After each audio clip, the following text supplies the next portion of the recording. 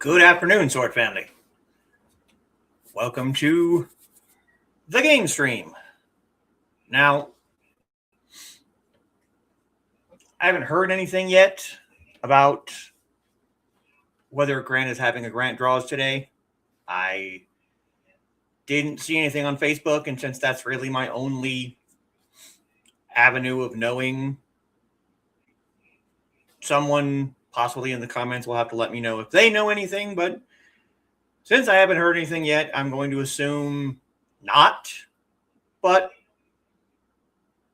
we try and end these around 7 o'clock or as close as possible. Wow. It's going to be one of those days, folks. Sorry, just getting my... There we go.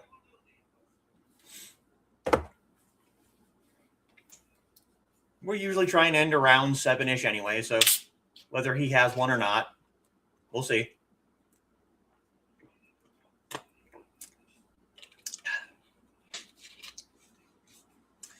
Tonight,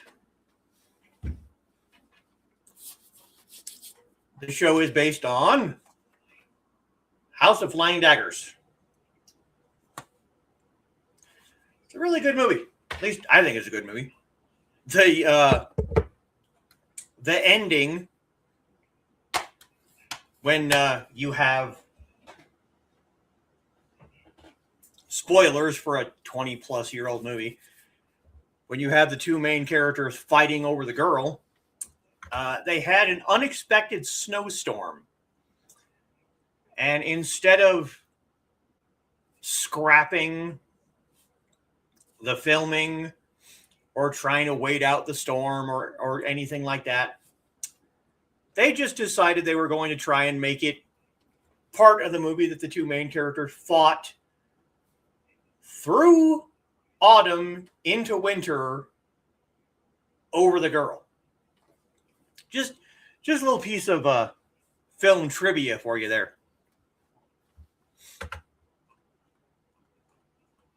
Hang on. I got to do this because I know if I don't, Donna will yell at me.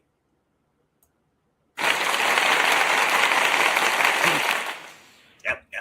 Film trivia. That's what they're applauding for the film trivia. Not for me. Nobody would applaud for this face. No. They're applauding for the film trivia. All right. Let's get our other screen set up.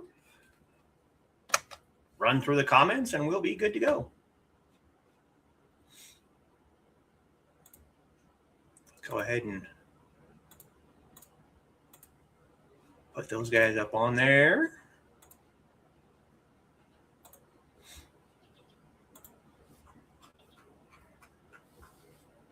And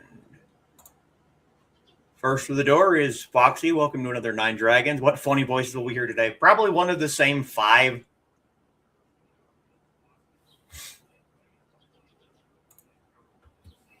And Dan joins us with hello, Foxy. Looks like they had a very productive day at the canal breach in England. Found the blocked end of the culvert that was there to drain water from the field that got flooded. Nice. Watch the rest of it after watching Thesis run around and smite creatures in the game. Yes. Smiting. Smiting is more important than digging holes. Well, the smiting comes first. You smite, then you dig the holes. You can throw all the people in that you have smited. I don't know. And Kitty joining us for a quick run by. Have fun storming the fortress. I will definitely try. And Donna popping in. Hey, Foxy and Dan. And a wave to the sweet departing Kitty. And I want to give Donna a very special thank you for always sharing my streams. I always see them on Facebook after the fact, of course. When I go back through after I'm done, I always see her sharing everything, and I really want her to know that I appreciate it. So thank you, Donna, for always sharing. Good news, Dan. See you later, Kitty. Smitten with smiting. Yeah. And there's Trey joining, and a hey Trey from Kitty, or no, from Foxy. Wow. Guys, you're going to have to give me a little bit of leeway today. I smacked the back of my head on the bottom of my desk this morning, picking up my phone. Well, not picking up the phone. I was picking up the cover of the phone because I was cleaning my phone with an alcohol wipe and cleaning the case, dropped the case on the floor, picked it up, sat up, cracked my head on the bottom of the desk. That moved the desk, which caused the phone to fall down, which caused this. I don't know if you can see that, but landed right there, and there's just spider webbing cracks going all up the back of the phone. See if we can get some light on the subject. There we go. Now you can see it. See all that cracking? Yeah. That's from dropping the phone. So I'm having a day. Hopefully going out and smiting some vicious demonic forces will help me feel better. Like to watch a good smiting? I think we all like to watch a good smiting. I can think of a few. Ow. I think I can think of a few smitings that would make a great deal of money on like pay-per-view. And greetings, Trey, and greetings to Donna. Didn't forget you either, yeah. And there's Midnight. What's up, Sword People? Hey, Midnight. I know one of my toes is a bit straighter than it was before being broken. Yeah, it happens. Greetings to Midnight. Greetings to Midnight. Greetings to Midnight. Only you could fix a toe by breaking it. Well, funny story. I used to have a Pontiac Sunbird. And no matter how many times we took it in, it always pulled. Shut up, you. It always pulled to the left. We had the tires rotated. Nothing could be done to fix this thing. Then one day, I was driving home from running up in Provo, which is about an hour away from me, give or take. And for reasons that I will not be discussing on this stream, you can possibly ask me about it in the green room, I was riding the rumble strips in my car. And I did that for a little while. And then when I straightened the car back up again, it was running dead center, right down the middle of the road. Wasn't pulling anymore, just dead in the middle of the lane. Yeah, just ask me why I was riding the rumble strips. Just not here. Not here. Just not here. Yeah. Maybe that's what it needed to be straighter. It's what a doctor would have done. Probably. You're not wrong. Foxy laughing. Not wrong. And yeah, this toe has been busted many times. Yeah. Hey, I see you. I see you, Carl, trying to sneak in here. I see you. Have a seat. What's the movie for today? Yeah, we already covered that. House Blind Daggers. Good movie.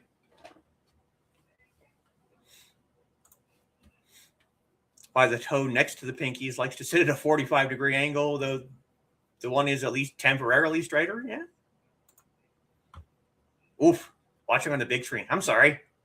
Why would you want to see this head on a giant screen? Nobody wants to see that. Cats watch too? I'm sure they do. I'm surprised that we don't have, yeah. Oof. Good news, kidney stone is no longer stabbing in the kidney area. Bad news, near the groin now. So, oh, yeah. Yep. I've done that. Well, I think I did it exactly one time. I think I had either a kidney stone or a UTI, and that was pretty excruciatingly painful. So you have absolutely have my sympathy. Greetings to me, and sorry, Carl. Yes, absolutely. And at 7 because I'm generally starving. You could come and eat at any time is the point. Stop bending my ear just in time for the show. Nice. Hi, Lindsay. Hello. I still want you to come on. It's been almost a year. Almost a year since I have done a tea time interview, and they've all been martial arts based. Still want her to come on, and we can discuss English versus Chinese tea. I think it'd be an interesting conversation. Be fun. Foxy also greeting Lindsay. Oh, Hope was sitting like a baby on my arm crook, head on my shoulder so he can see. Aw. Fred heard the intro music and emerged from behind the TV to sit on the back of the sofa. Aw. As you do, it's always a woman that gets fought over, not a boat. Well, women, land, boats, swords, land. They know your guys' intro and voices and make an effort to come watch your streams. Aw, thank you, kiddies. I appreciate it. Don't do this with the people we don't know. That's cool. That's cool. Run in there and smack him, but my foot hurts. Yeah, and you probably hit me right on the spot of my head that already is throbbing and has been for 5 or 6 hours now.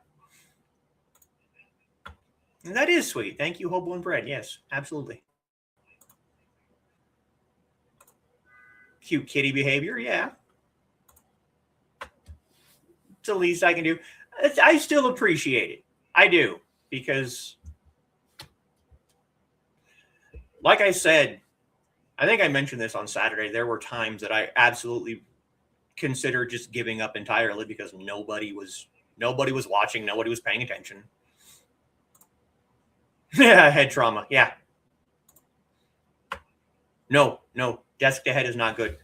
Especially when I have a junk drawer. It's not just the bottom of a desk. It's a drawer that hangs low.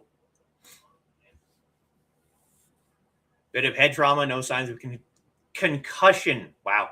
Almost said confession. Like I said, it's going to be one of those days, guys. I don't know what to tell you.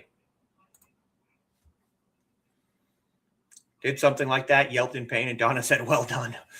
Whew. Giggles, yep. That's more use than half the people I live amongst making of their individual skulls. Passes out frozen peas. Yeah, something like that. Now you are synonymous with odd injuries. Yeah. Can handle that because it's true. Yes, it is. Yes, it was a fun day. Yep. Uses his imagination. Yeah. Like I said, ask me about it in the green room. And Donna greeting Joe. Didn't see him sneak in. See, Carl, that's how you sneak in. Like that. Thesis' face is the size of my foot. Oh, my God. That either means you have, like, a small foot or I have a giant head. So, had a couple before, but never went. I know for a fact I did have one. Because my paternal grandparents had to drive me to the hospital. That's a story for another time, though. Lapping a tray. Didn't know I had kidney stones until they did an MRI for the gallbladder. Yeah. Did that once with a dune buggy used to own. Took it out of the farm and jumped terraces, and suddenly the front wheels became spontaneously aligned. Yep.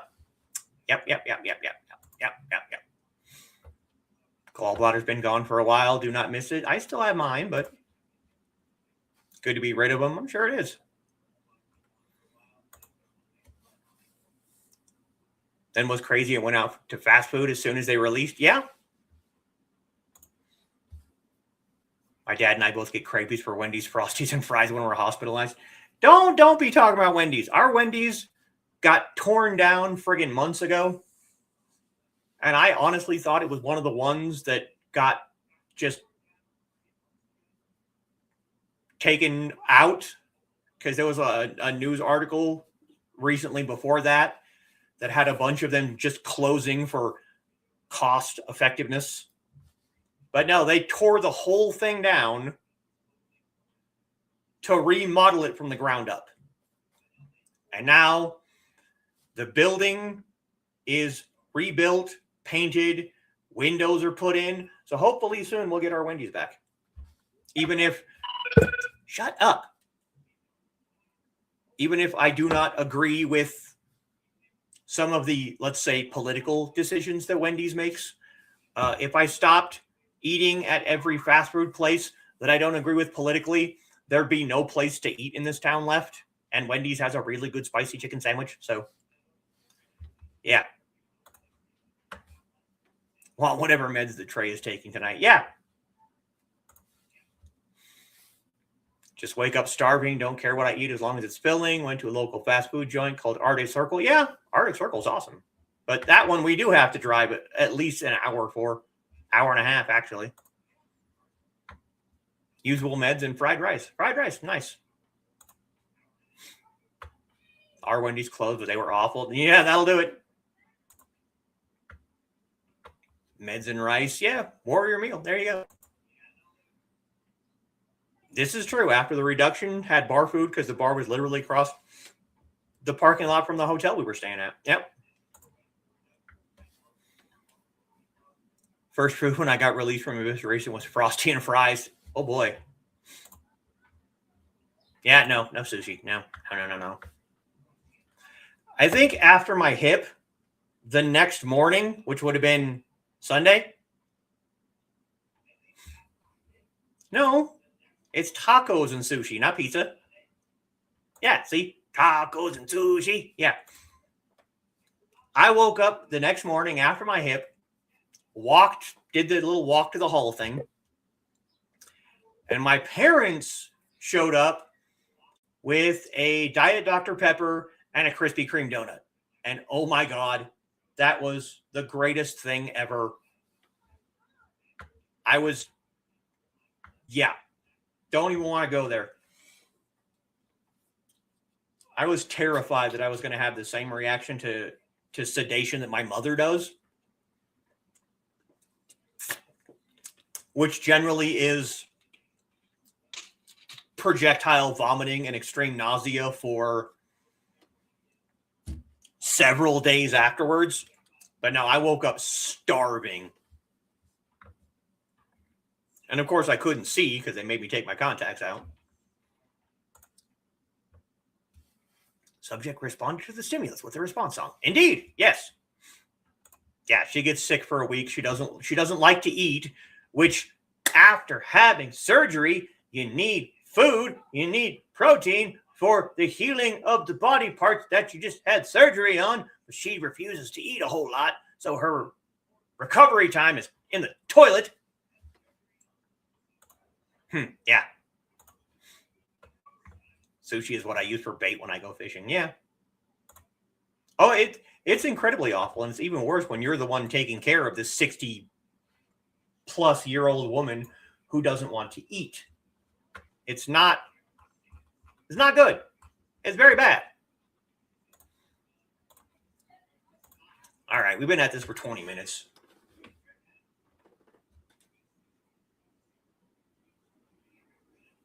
Got to watch the Glow. Oh yeah, those I haven't watched them yet.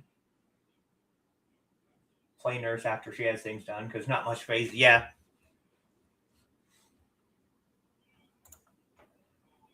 Go ahead and turn the screen share on. Entire screen.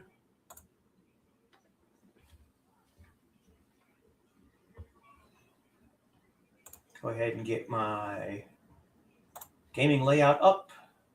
Add to stage. And away we go.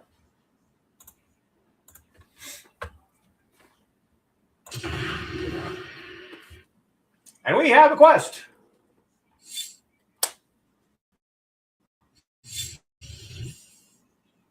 Time to start the game. I'm going to shut up now. No, you're fine.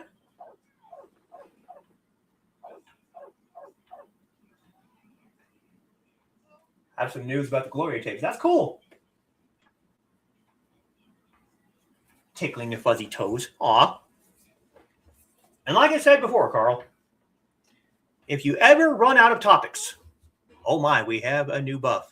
How wonderful. If you ever run out of topics, I would very much like to hear your opinion on the movie A Beautiful Mind. Walked out of the Gestalt therapy. There's several things I probably would have walked out of that I maybe shouldn't have, but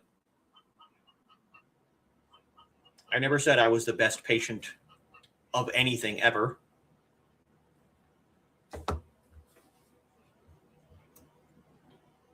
And he's right over there. He's going to send me back into Cave of Conquerors anyway.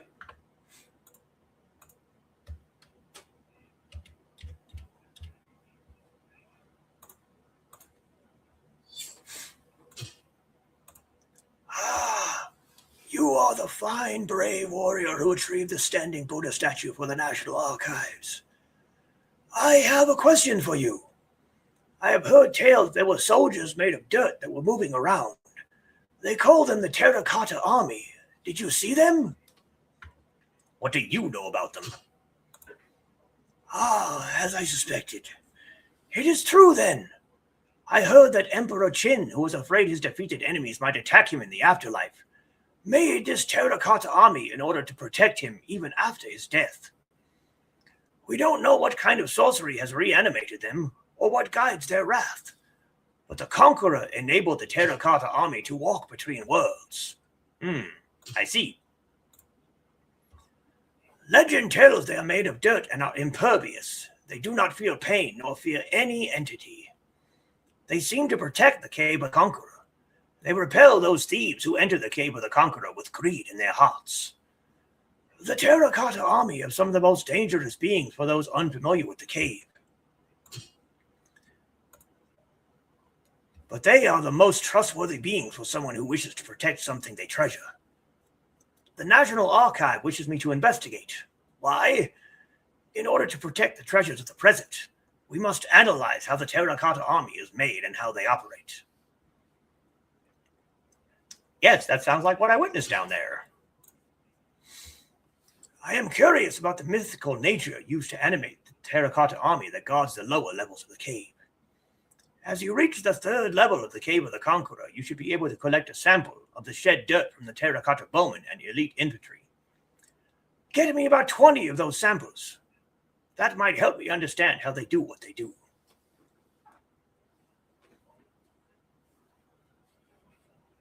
Didn't even do role-playing, just some of the other games. Yeah. So yes, back to Cave of Conquerors. Thanks. As you reach the third level of the Cave of the Conqueror, you should be able to get some shed dirt from the Terracotta Bowmen and elite infantry. Get me about 20 samples. That would help me get a better understanding of those strange creatures.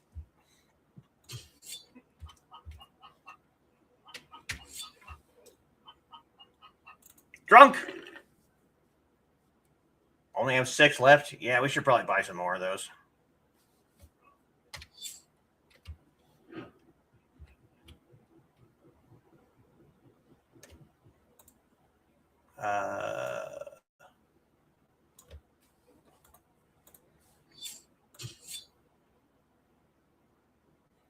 Let's see what we need. 19?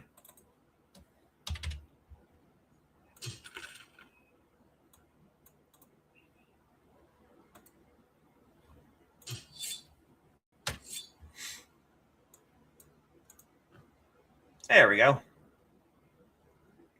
25. Go ahead and get the gloves back. Ooh, do we need to... No, we don't. Good. I was about to say, do we need to repair our weapons? But we did that last time, didn't we? Yes, we did. Let's go get our cavity press. try and make it to at least level 90 today, if possible.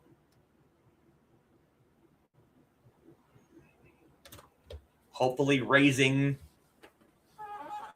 level twice in 3 hours shouldn't be impossible.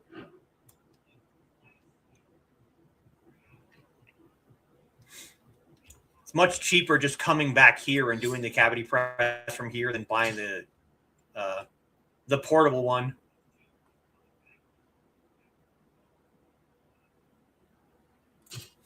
That only costs 5,000 gold.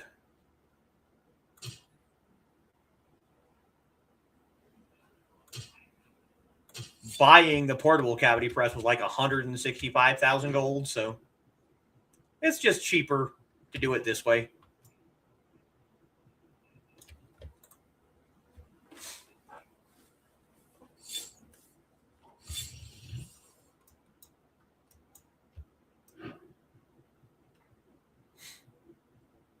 $20 samples of bowmen and elite infantry from the 3rd floor. Oh, joy.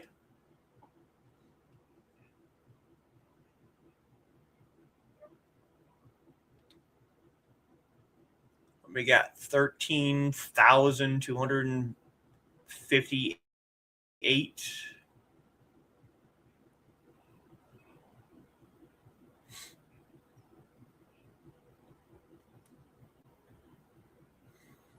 Only 12 more levels for Mag for her to reach Inigo's level. And then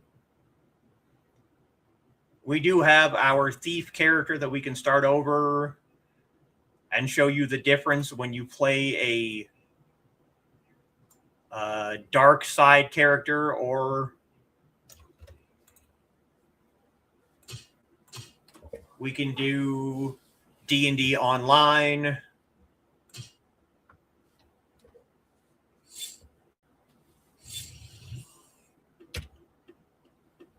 Go ahead and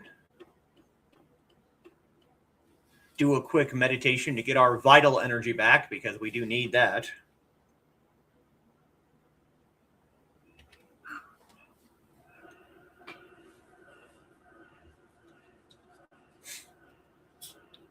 So while we're waiting,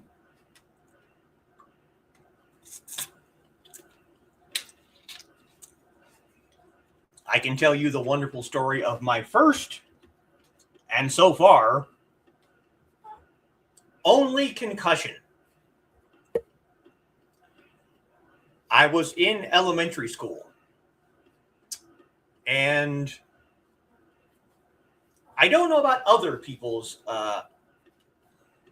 history with elementary school playground equipment, but at our school, we had this wonderful thing called the spider web, which is a dome. At the time, ours was metal with interlacing lattices that made it look like a spider web.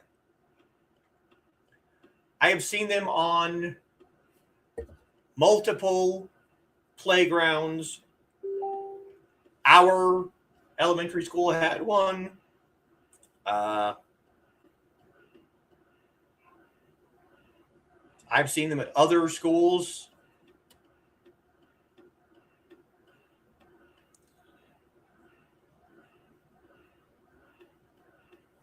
You would, climb on them and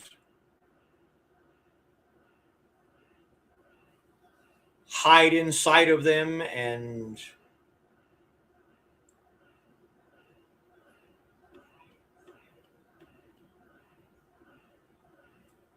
basically look like that right there. Hold on. Let's do this.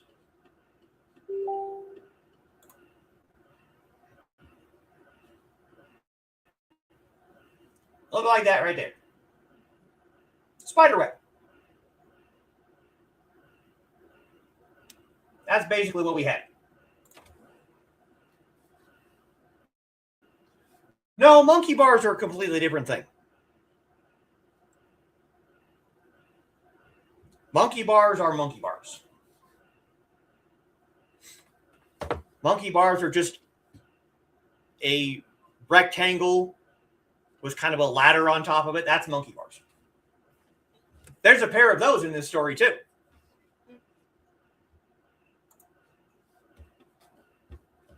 So our side of the playground kind of had a bit of an unwritten rule that the first person to be on top of the monkey bars during lunch was kind of basically king of the playground for that recess period. Yeah, spiderweb. So kids would almost like speed run through their food just so they could be the first person on top of the monkey bars to be the unofficial king of the playground.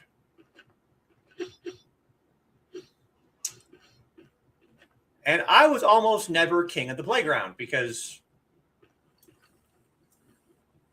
I usually ate relatively slowly, and honestly, I just didn't care. I was never a terribly competitive child, especially in third grade.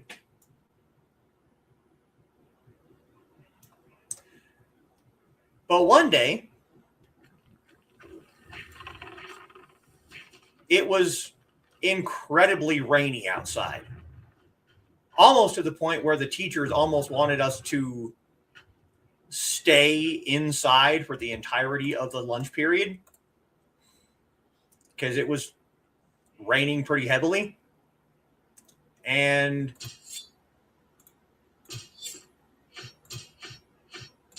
so I was able to gingerly eat my lunch. And then I went outside, and there was nobody out there. There was nobody there. So I started to quickly and stupidly started to climb up the monkey bars.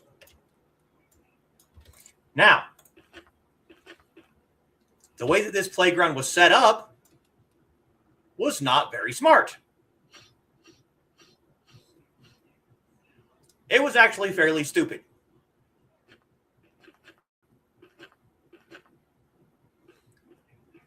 The monkey bars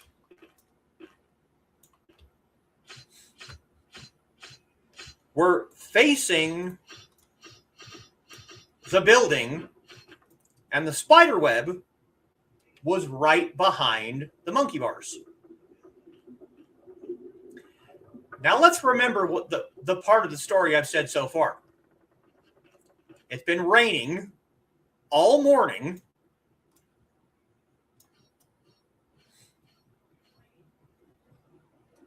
The monkey bars and the spider web are both metal and wet.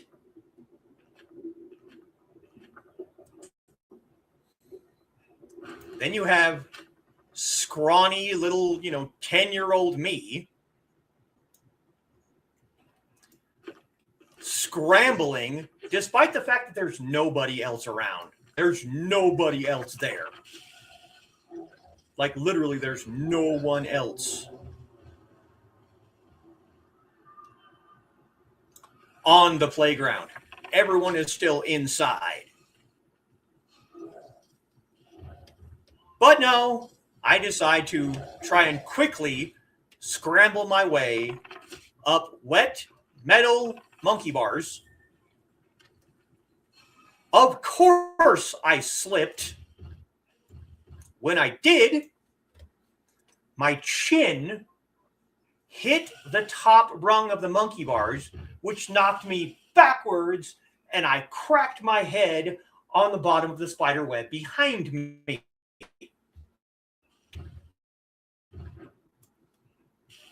Knocked me for a loop.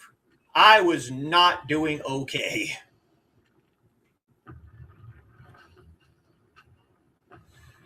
So I went back inside the building to look for the nurse's station. I was so like knocked loopy, plus my vision was blurry. Yeah, I'm incredibly lucky I didn't break my neck or anything else. I couldn't see. I couldn't think clearly. My vision was blurry. So eventually, one of the other teachers found me crying in the hallway because I couldn't find the nurse's station. She took me to the nurse's station. Now, I think I've mentioned this a few times before, but my mother works in this school as a special ed aide. So the nurse also went and found my mom. She couldn't leave the school to get me checked out. So I had to call my grandparents. My grandparents, my grandma and my grandpa, my paternal grandparents came and picked me up, took me to the hospital. When I got to the hospital, I was about to get out of their car. I was laying across the back seat.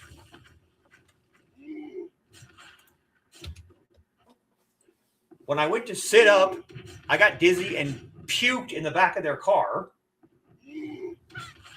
And then they helped walk me into the emergency room, got me all checked out, and it was discovered I had a minor concussion. So I was told to let my parents know about my concussion, and they were to check on me every hour, ask me my name, check my pupils, ask me what year it was. And if I ever couldn't answer the questions, they were to immediately bring me back into the emergency room.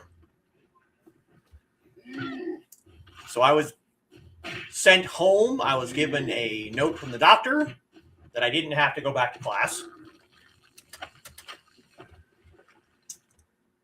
And I went home and immediately took a nap.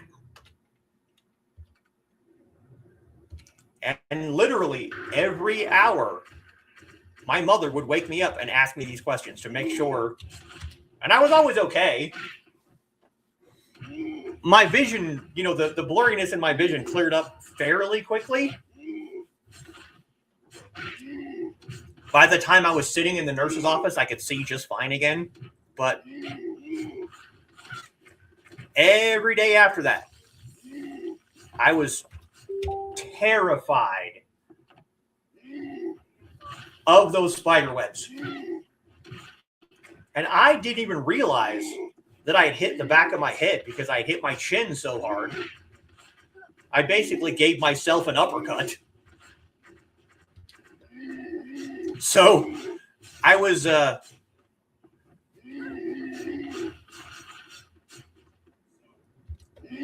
not aware that when I hit here and basically knocked myself backwards, that I hit my head on the spider web too. All I was aware of is the pain in my jaw. It was... I'm glad I was okay too. I'm a child, 9, 10, 11 years old, being found just bawling my eyes out in the hallway. And the really horrible thing is, the walk to the nurse's station is not a terribly difficult walk to make. If you can find the library, you can find the nurse's office, because the library is here, and there's a doorway right here in the back wall of the library, and you walk into there, and there's the office and the nurse's station. It's right there. So it wouldn't have been a hard thing to make, but no, they found me just bawling my eyes out in the hallway. So I was mortified at that fact. I was terribly embarrassed to have been found crying because, of course, men, boys, whatever, aren't supposed to cry. So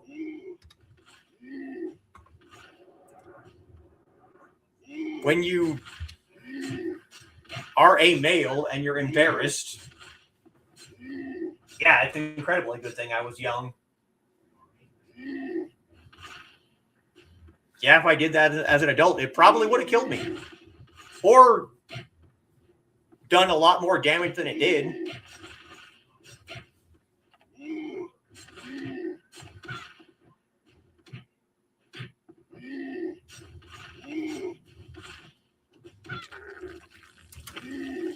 Woo! Almost halfway there with the...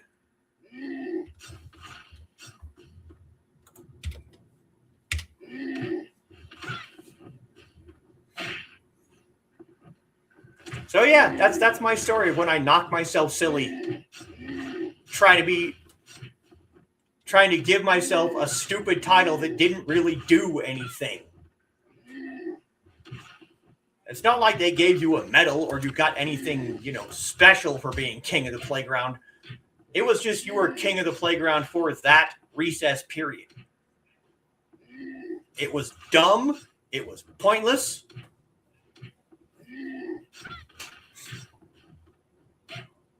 And it never happened again.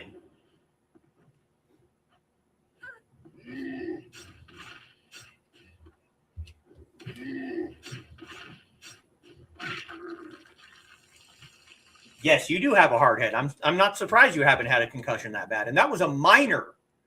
According to the doctor, that was a minor concussion. Just like when I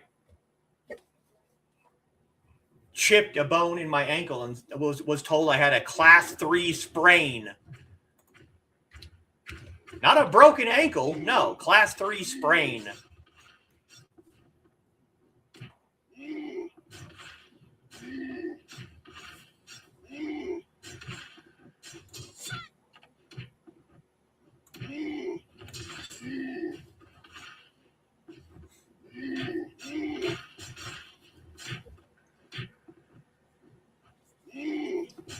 But I never, ever,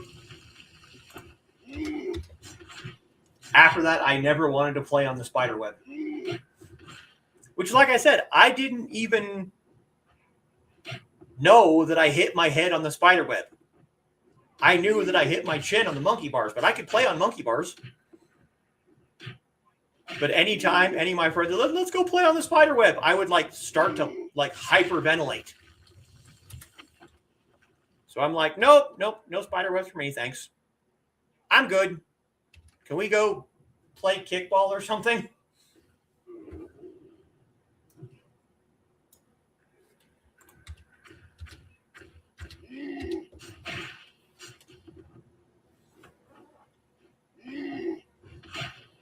Three times. Jeez, Donna. My goodness. 3 times before you were 4? Yeah. You can't hand people a softball like that.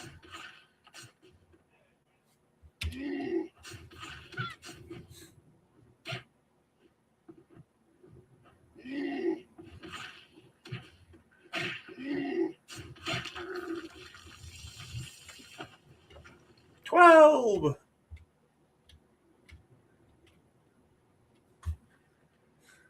Hey, you.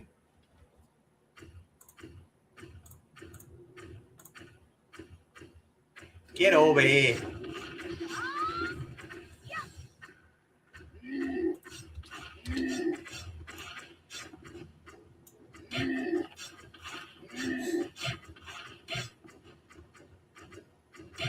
Yep.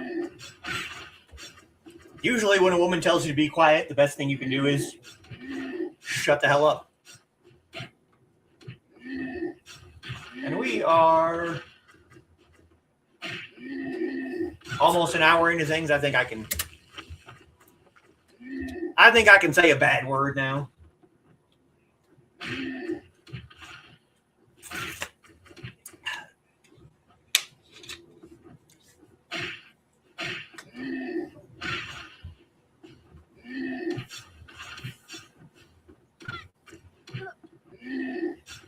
I hate the stun.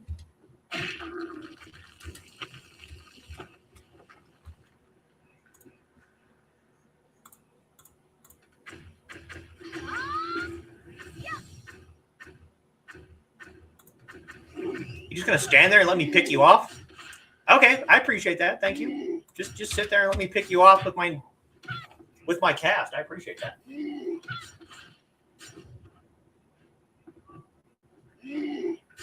This explains so much.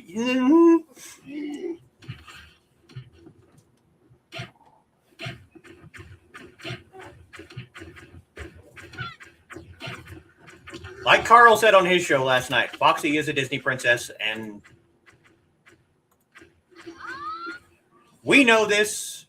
We are well aware of this.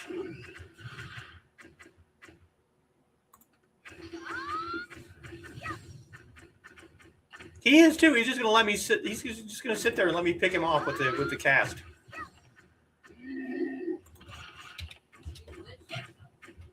I'm not complaining. Oh, did you finally come over this way? Yeah, you must have finally. You shouldn't have said anything.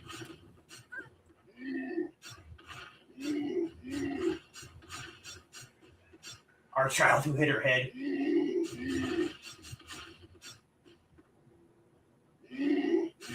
Turn it into a giant callus. You know what?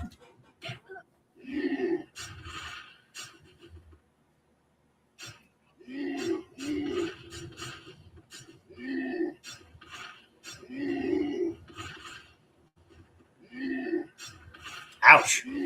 That sounds fairly frustrating, Dan.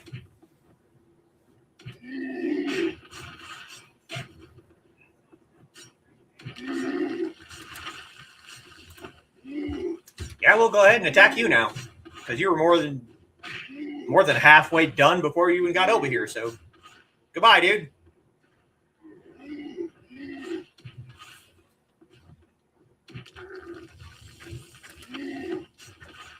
Oh, come on. How did that one not count? That's ridiculous.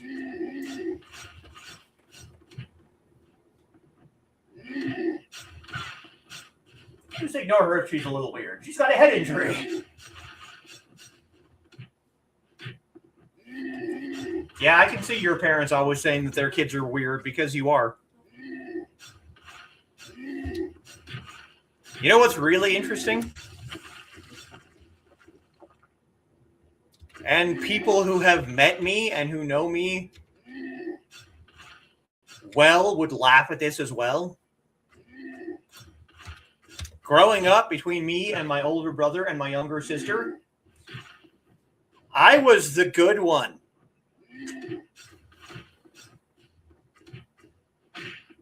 I do. I love you very much, babe. I don't love you in spite of your weirdness. I love you because of your weirdness.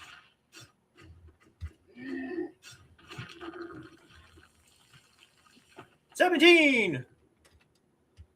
But yes, growing up, I was the good, quiet, helpful one that never got in trouble in school other than, having to be taken to the emergency room because of playground equipment. I never failed any of my classes until I got to high school and had a vindictive jackass as a history teacher. Or the evil, vindictive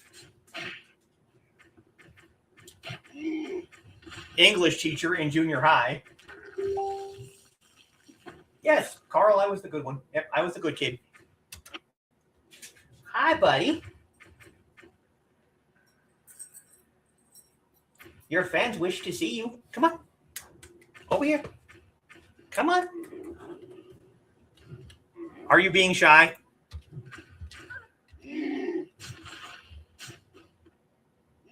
Trying to make people not feel bad when I whack my head on their watch. Ow! Oh, I guess he's being camera shy today. That's...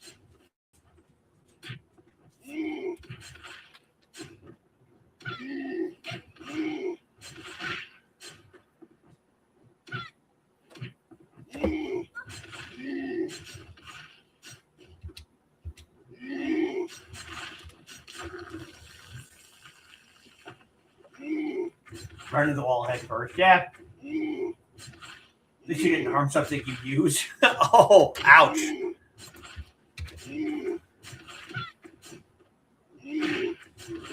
Yep.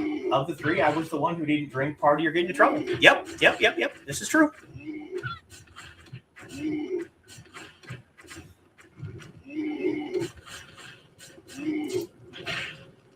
I didn't drink until the very first time I had any drop of alcohol that I'm aware of.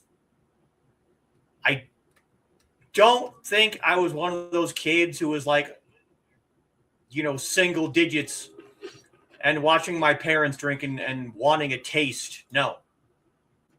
My parents frequently had parties growing up. As far as I know, I didn't have a drop of alcohol until about 3 or 4 months before my 21st birthday. So yes, federal agent who's watching this stream, I did drink before my 21st birthday. I was a quote-unquote underage drinker by about 3 months. Maybe even 2.5, because it was pretty late in the summer when I had my first real drink. So I was nearly 21 before I had my first drink. I didn't really get into a lot of trouble in school to the point where,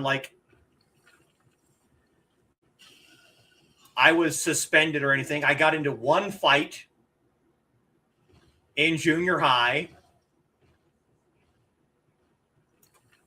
I was, for all intents and purposes, I was the good kid.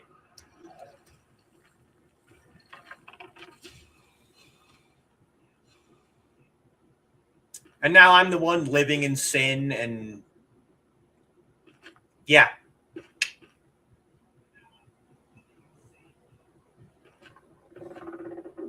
Both of my siblings are on their second marriages. Meanwhile, I've been with the same one person for 20 plus years.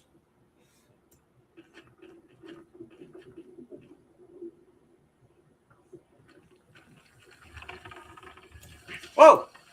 Wow. What the hell?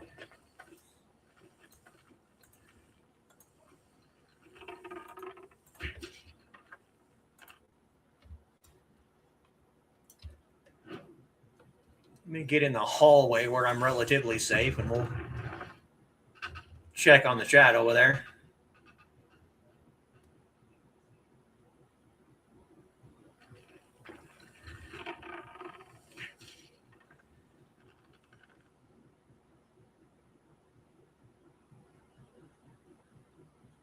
Now we should be safe here.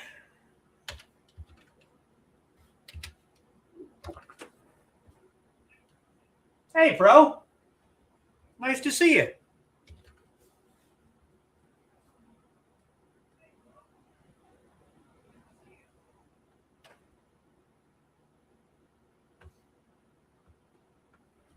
Both Carl and Donna were the good kids? Yeah. No, plus because I never got caught. Yeah, there you go. It was like that until college. Uh-huh. Yep. Then I discovered women. Yep, there it goes. Being the baby. I was the middle child, so nice to see you, bro. It's always good to see people pop in that I don't see very often. Yeah, Foxy was the oldest. Yep, that's true.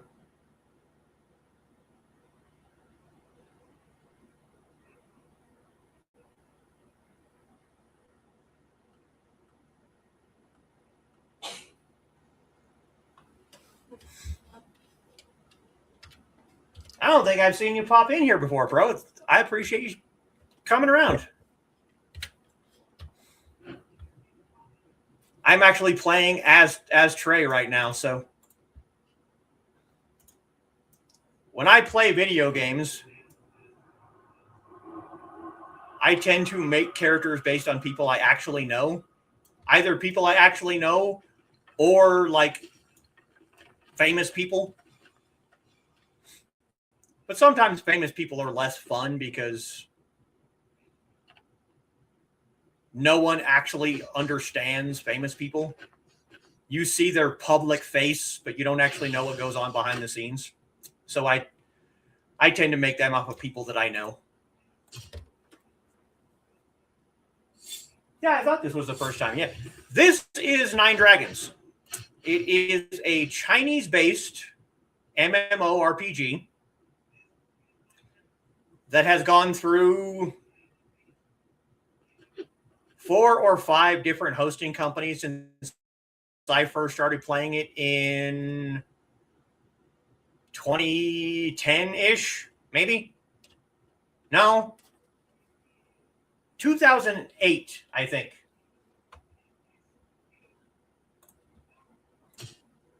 This is at least the 4th or 5th hosting company, and the game is completely different from when I first started playing it, which some things are better, but as I'm playing, I'm discovering some things are worse.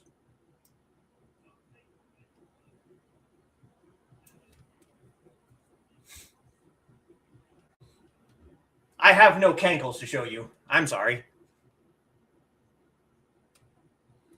Oh, what's wrong with Puppet Belly?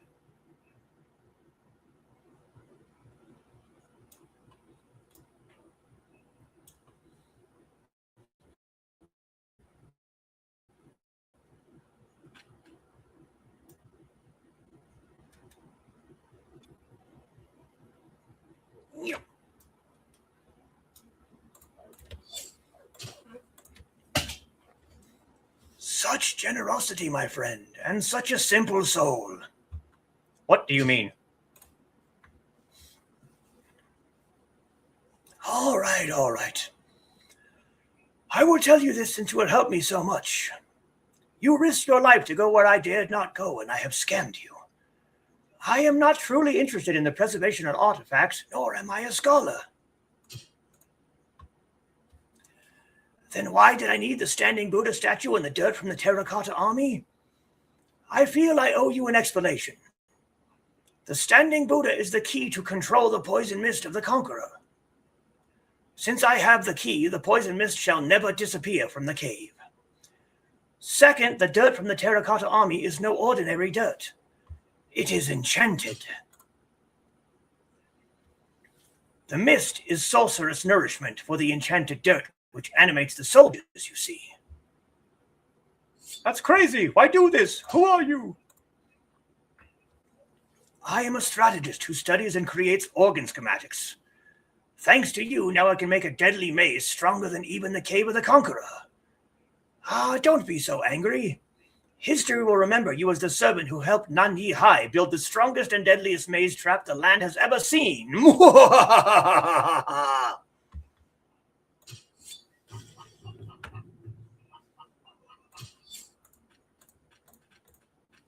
Evil laughter.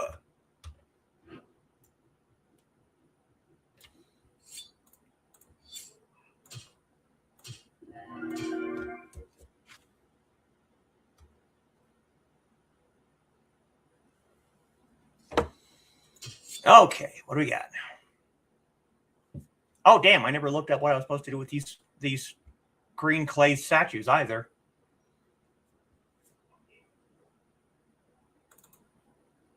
Sell that. Sell that, because nobody wants those.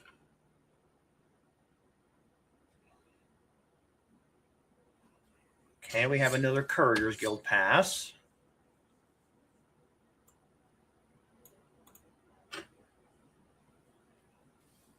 My experience bonus card.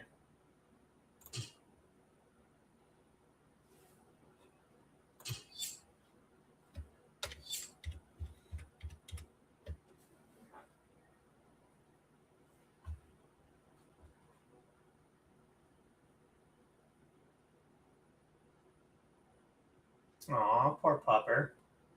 Ah, throw the enchanted dirt right in his eyeballs, yeah? Needing to be stabbed vibes. Yeah. Let them take these wonderful gloves right to the eyeball.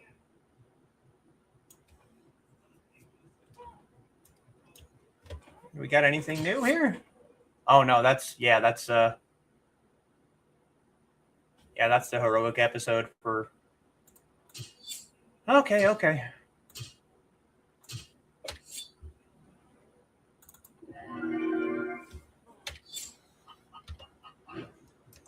Let's go to Nanchang. No.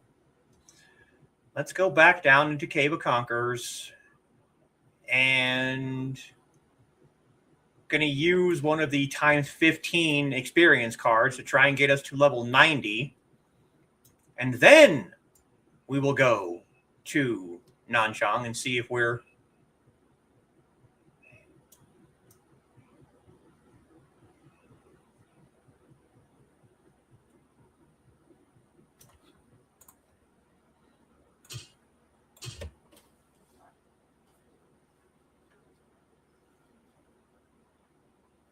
Okay, acting better now. That's good.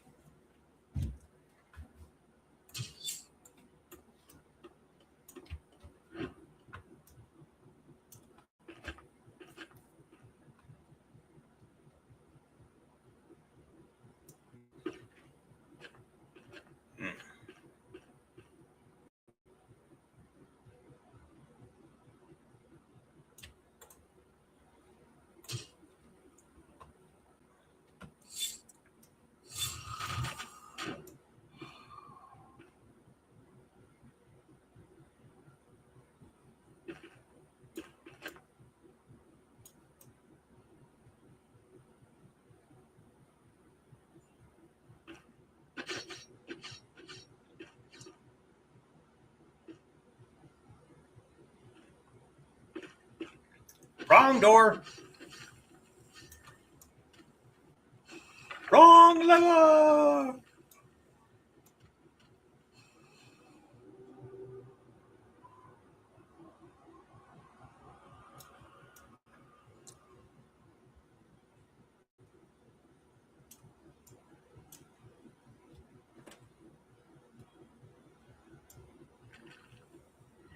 Yeah, that's true. Evil jerkways do tend to be evil.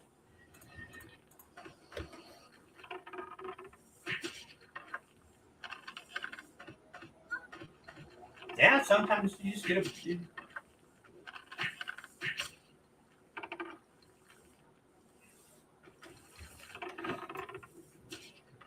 Wrong door.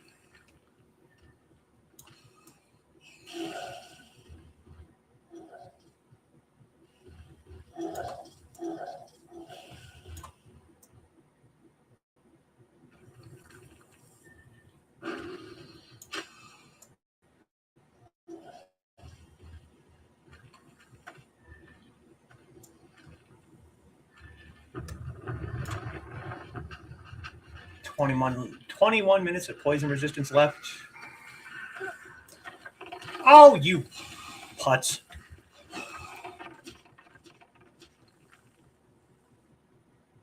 run by stunning.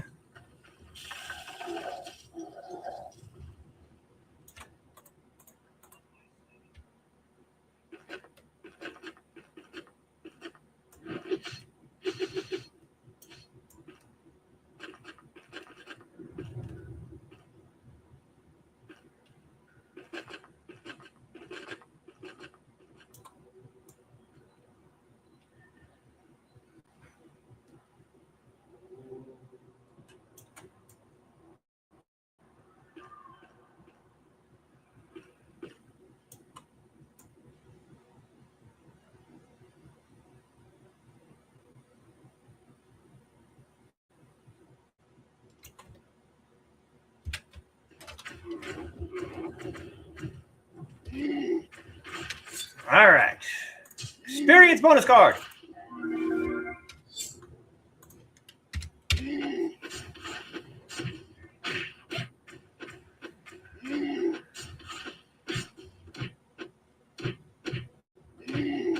Beyond the green door.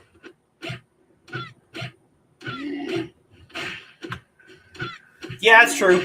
Hang around long enough and not the green room becomes part of your personal vernacular, and then you say it out in the regular world, and people look at you like you're insane, and you could either explain it to them or let them continue to think you're insane, which is usually the more fun answer. Let them continue to think you're crazy.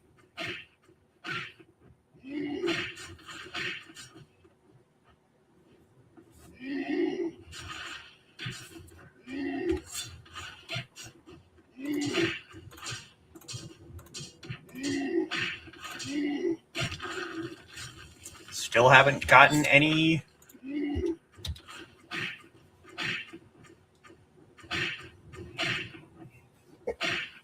next step of Road to the Dragon Quest, so we just keep going. Oh, damn it.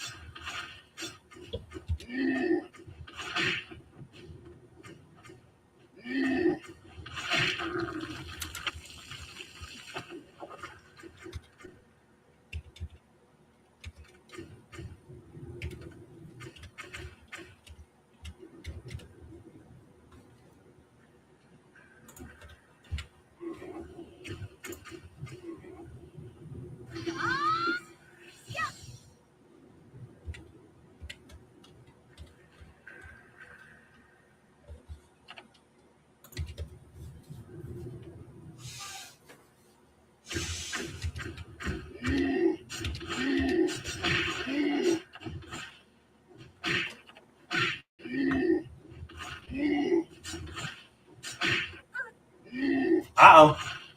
Carl said something that YouTube doesn't want him to say. I'm scared. And yes, their heads just tumble off when... just... Which would make sense if the head is actually the thing that is animated. It's the thing that's controlling the spell to keep them animated. Then the head falling off makes sense.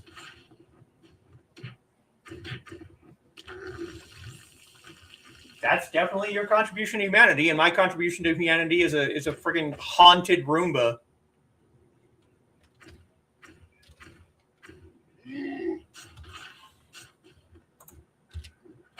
That people keep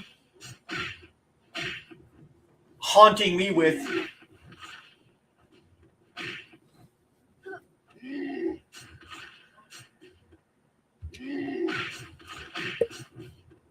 I keep getting,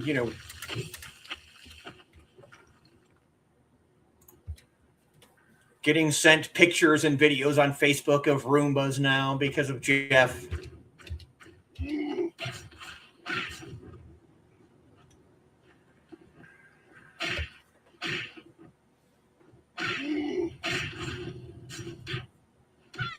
Oh, of course, crab style. Yeah, crab style. Yeah.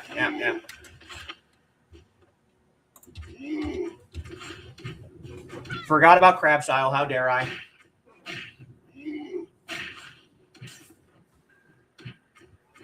$15 minutes. Okay.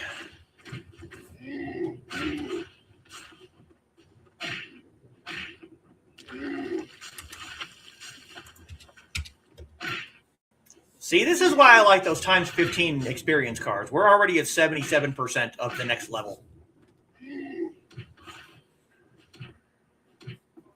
I'm getting about 5% per enemy now instead of 0.5%.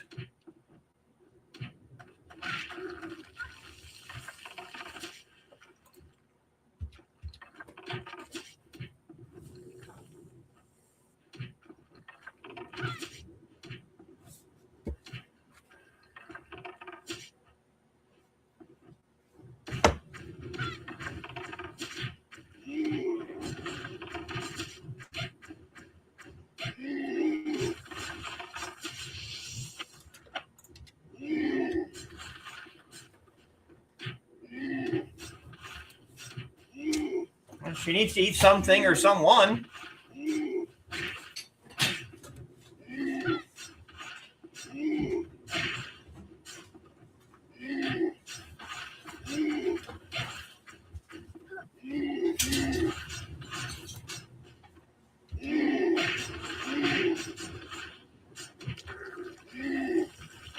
Ooh, pizza steel. Nice.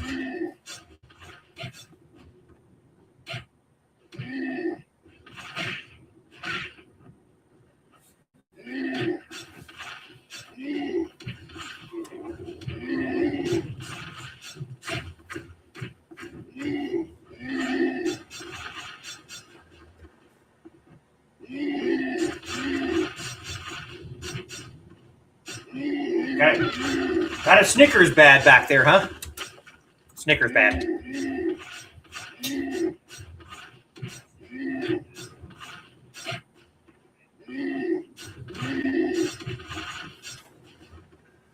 Hour and 14 minutes.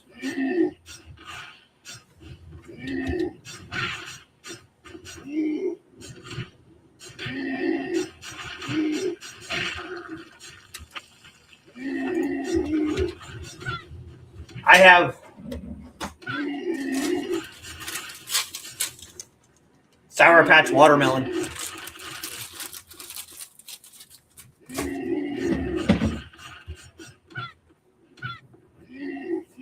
That's definitely not the worst thing I've eaten as a diabetic.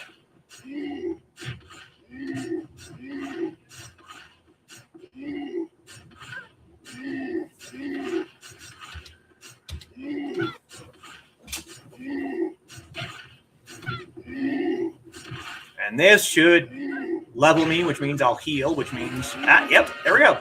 Another piece of steel. Nice.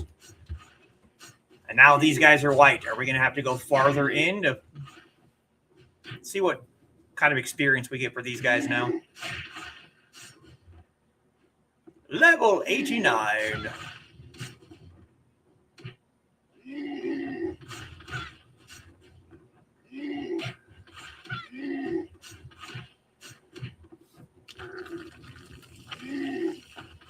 About almost 4%, 3.97. If we go farther in, we might...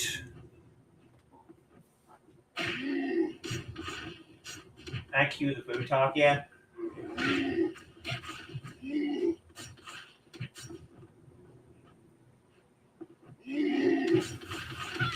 Popped your neck, Dan? That always feels nice.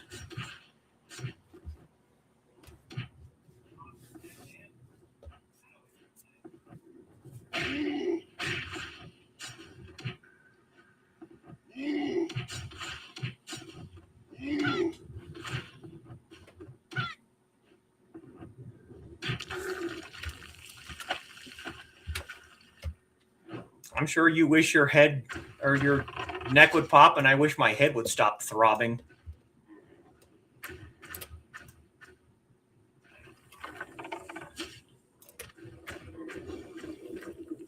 Oh, wait. I saw Glaveman, those are yellows. Yep.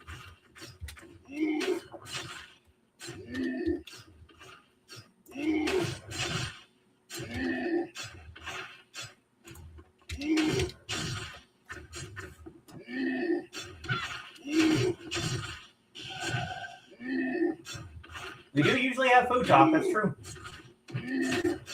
Could we talk about blunt force trauma?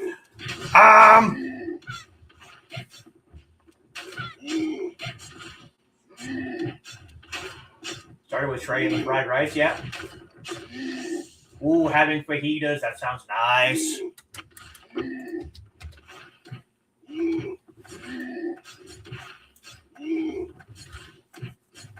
You are welcome anytime here, bro. I do this every Monday from 4 to 7 Mountain Time. You get to do your own time zone conversion because I have no idea what time zone you're even in. And even if I did, too much work.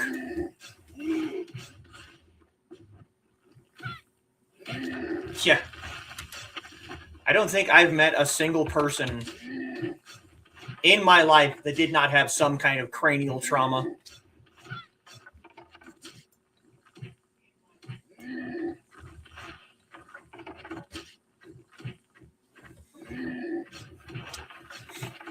I also do my regular tea house on Saturdays at 5:30.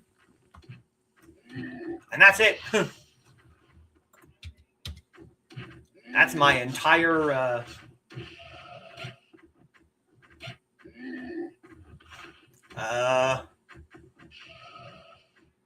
streaming schedule. Yeah.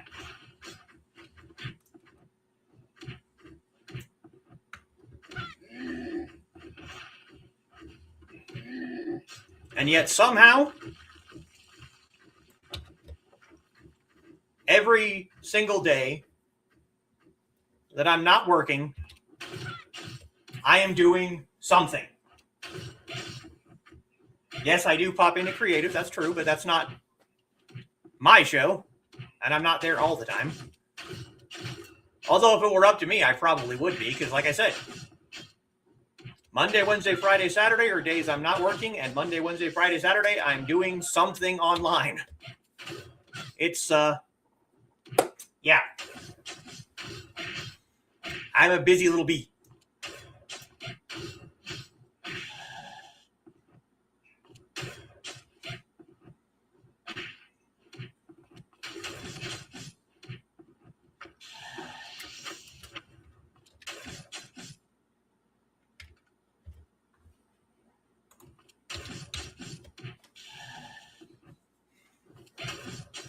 I do have a couple of things I should be working on, but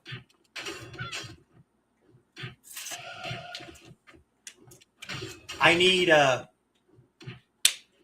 things that I can't afford to get right now to finish or to even work on them.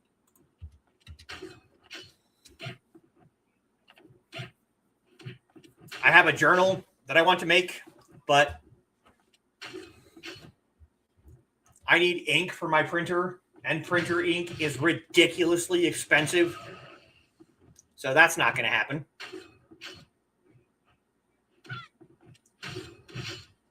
And I've been working on making a handle for my spearhead.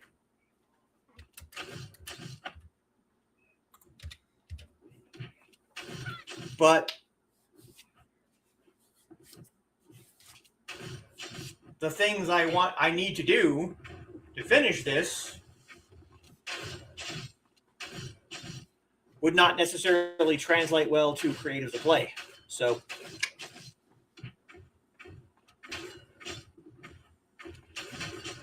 better for your brain than television. I don't know about that.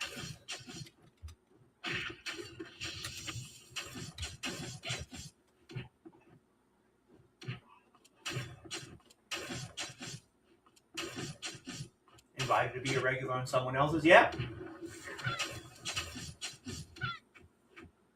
Yeah, we probably all should be working on something, but Everyone here is really bad at being bored. Yeah. Ah, no.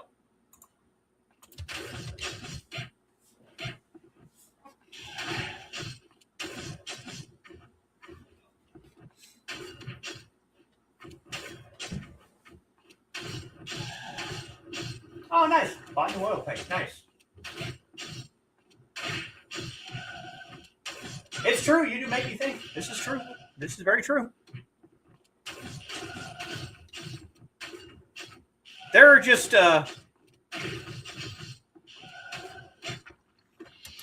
certain people that I choose not to associate with. And so when those people are in the green room, you're definitely interactive. I tend not to be around, so it's nothing against Carl, it's nothing against Donna, it's nothing against Trey, it's nothing against Joe. Definitely nothing against Dan, because me and Dan used to have friggin' hour-long conversations when he did Last Man Standing, sometimes long after the show even ended. We would still sit and talk for hours on end.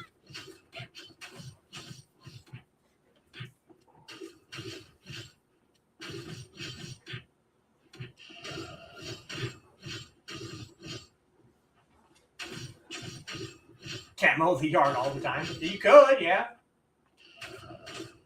Work very hard at not working.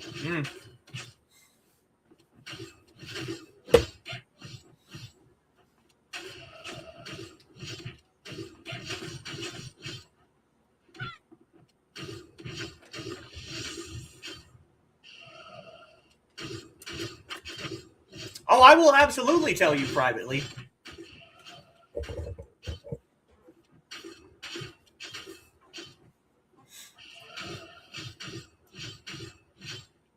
There's just certain people that I choose not to associate with, and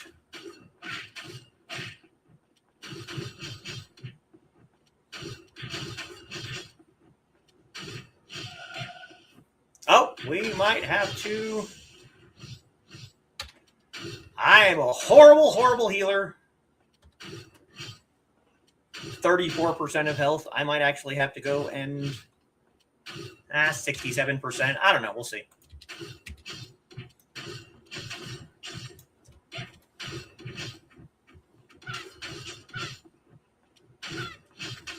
I haven't said that for a while, have I, Foxy?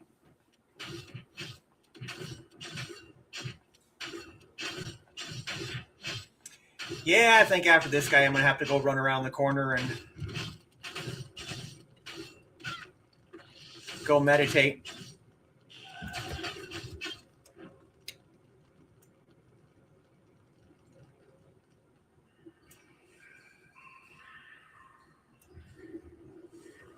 Ah, no, wrong door, wrong door, wrong door.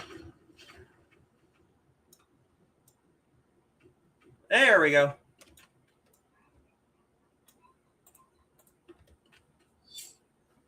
Go ahead and heal. Let's see what we got here. 3 pieces of Bloody Orb. That'll pretty much cover it, yeah. Spirit Siphon Panacea. 1 of 1,000 damage absorbed into Vital. Vital. Defense increased by 100. Now, that'd be useful.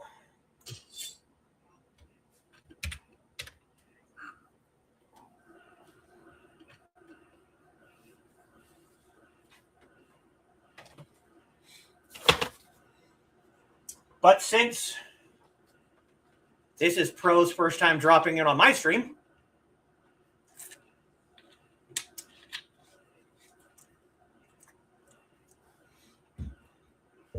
I am not as creative as Trey with her crochet, or Joe with his wood burning, or candle making, or 3D printing.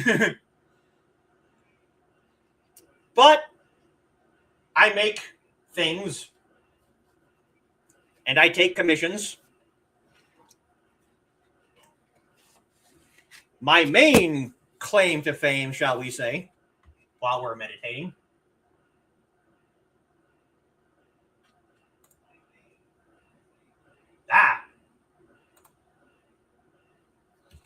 are these. This is a Chinese-style hand-bound journal with my little maker's mark, my wax seal in the corner. This one is my personal one. I have lined paper or unlined paper.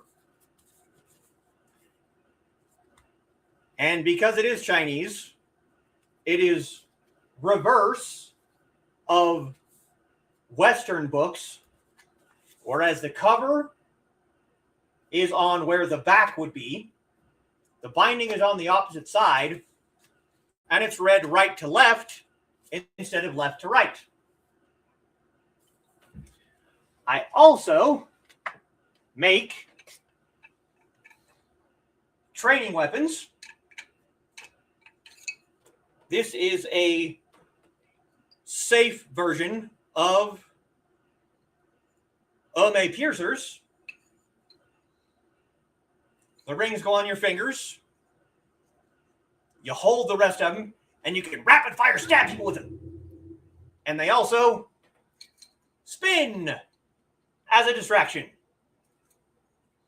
They are spinny, spinny, spinny. I can also do calligraphy. I don't have any of my calligraphy because everyone else has my calligraphy.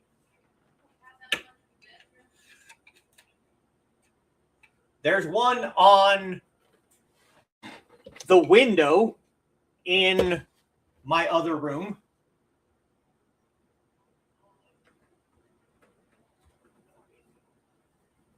Supposed to work in the yard today, yeah. Hey, it's true. I'm not as creative as you are. Automatic bopper. No, thank you.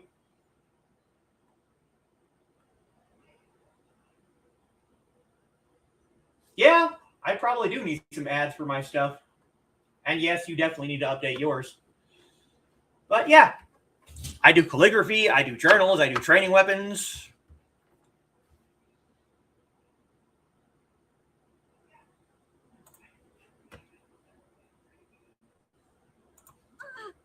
What?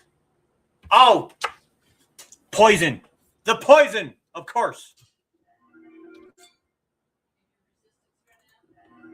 Must have while I was meditating.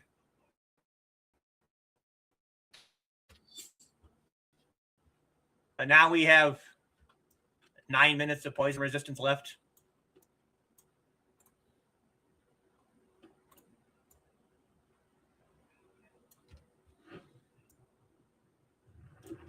Can I get 5 more of these guys? Get to level 90 and then get the heck out of here?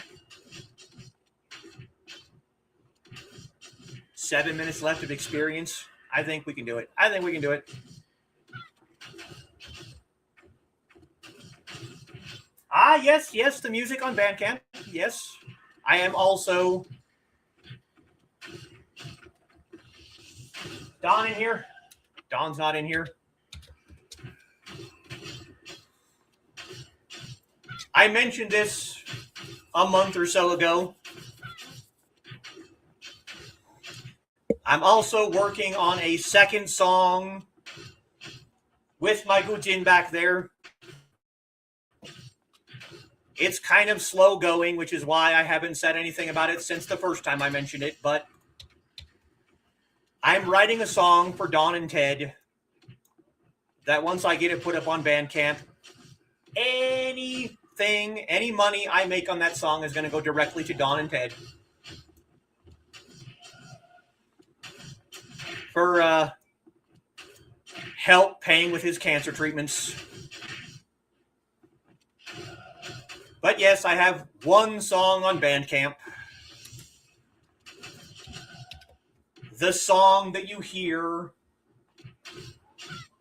when I start my streams, I wrote that. The song that plays during my ad and Foxy's ad, I wrote those. I have a gujin. I have a 6-string guitar. We also have a Scottish bodhran drum. So yeah, like I said, not as creative.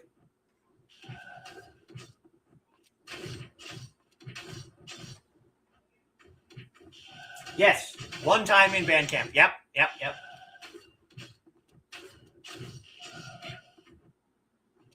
Yeah, poison during the ad read, I know.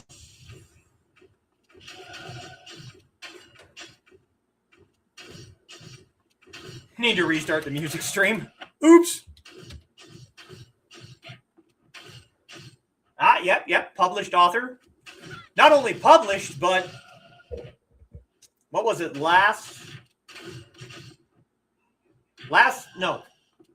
The Wednesday before last, I have 3 pieces of published work in the Library of Congress. And Dan is my publisher. This is also true.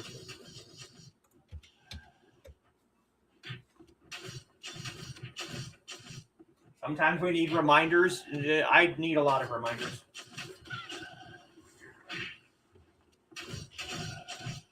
Can't remote in until I log out the first time. Take less time to talk about what I can't do. Yeah. Oh, no, I'm not going to heal myself because one more should push me over into level 90. Oh, come on. 99.63. Are you kidding me? 6 minutes, 4 minutes of experience. Yeah, we can do this.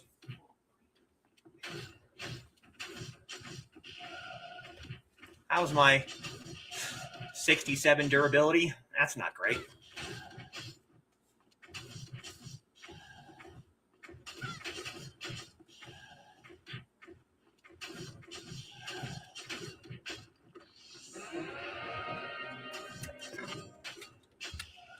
Chang 6 of Golden Blossom. Now we get the hell out of here.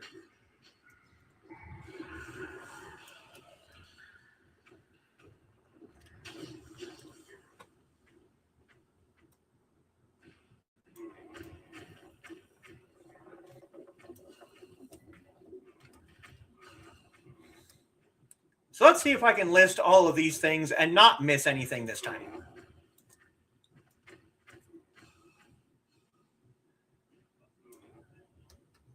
Journal making, training weapons, calligraphy, music, and published author.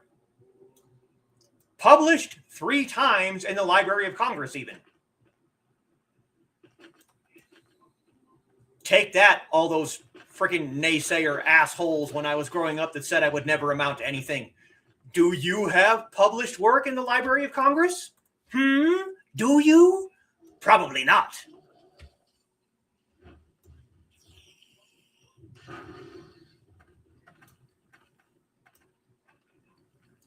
And yet everyone is constantly bugging me for the next part of Jeff's story, and no one bugs Foxy for the next part of her story. What's that all about? Huh? She's got a part 2 in there somewhere. I know she does. But nobody bugs her about it. No, it's always, we want more Jeff. We want more Jeff. Urgh.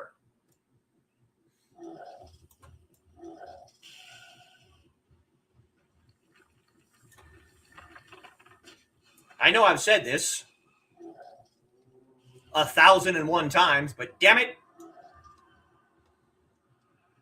I put significant amounts of work into writing Darker Angels. I sat down and I did extensive rewrites on that story. I wanted it to be perfect because it was the very first thing I ever sent to Dan, the very first thing that he ever published for me. I worked on that thing. Nobody wants to hear the next part of that story. But a haunted Roomba that came about because I made a dumb statement during Last Man Standing, and Empress Donna ordered me to write a story. So I sat down and shat that thing out in 5 minutes. No, that's the one that everyone wants to hear more about. Nobody wants to hear about what happened to Scotty being trapped in his own mind, being an observer of his own story, not being the main character in his own story. No, they don't want to hear that. They want to hear more about the haunted Roomba and his goddamn cat. Okay.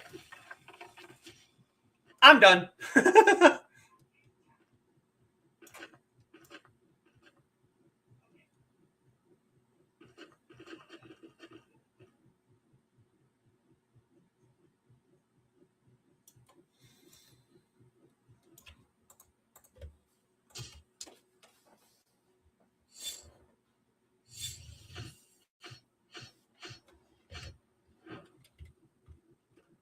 Let me get to my save zone here, and we'll catch back up on the chat after my little mini rant.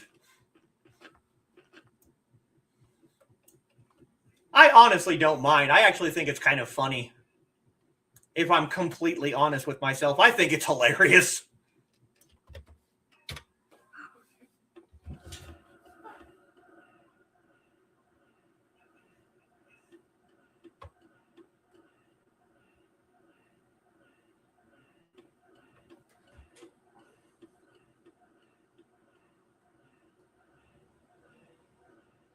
Yep, I did the run. Some people put you in the middle of the circle and tear you down, beat you with pool noodles and remind you how awesome you are. Yeah. It's like a weird Gestalt therapy session. And now for the old Chinese room of Run Like Beach. Yep. And I got there.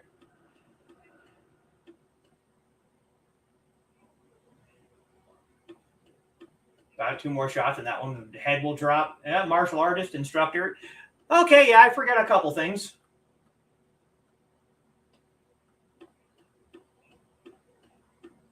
Now he's famously snagging on the fans.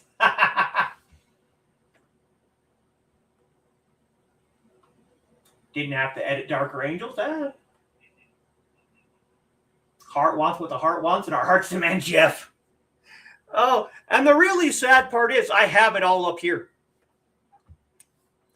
It probably would never actually rise to the level of full novel, but I have the entire story up here from beginning to end. Didn't get death threats from Dawn because the ending you did it. Hey, you have more to that story too, Joseph. You could do more with that too. Sometimes listening to Empress Dawn is of course it's a trap.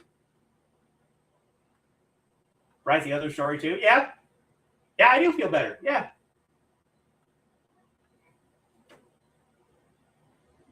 Trap of creating memorable characters. No one lets you stop writing them. Yeah.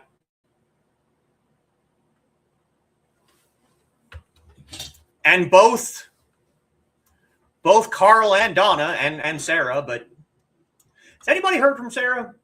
I'm getting a bit concerned here. She hasn't popped into my streams in a while. I think I've gone a full week without seeing her on Finch. I'm getting a little worried. So if anyone knows what's going on with Sarah, I would really appreciate someone letting me know, because like I said, I'm a little concerned. It's been over a week now. But yeah, Donna and Carl have read what I have so far of my Shifter story, and both have told me in no uncertain terms that I need to finish that one too, which my brain decided would be an excellent time to say, hey, you know that story that you've been writing for the past decade?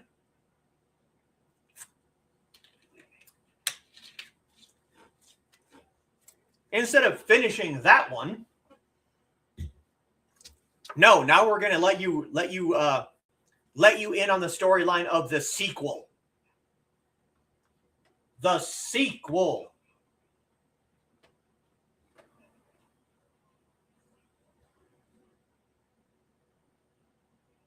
Had a creative idea. Yes, write it down. Host a feeling on. Hell yeah. Tom Darby is supposed to be one-off. Now he shows up almost everything. Yeah. I'm trying really, really hard to figure out a way to like include Jeff in either Darker Angels or the Shifter story. Even if it's just like a drive-by mention. Ooh, that's an idea. Ooh, okay. Nope. I can't. I gotta.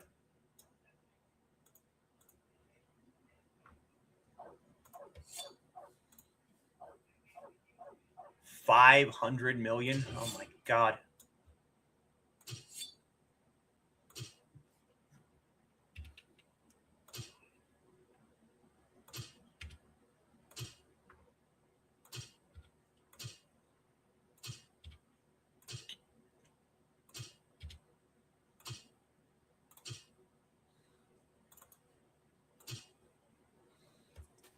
Okay, we are now level 90. We made the point that I wanted to make by the end of the show in under 2 hours.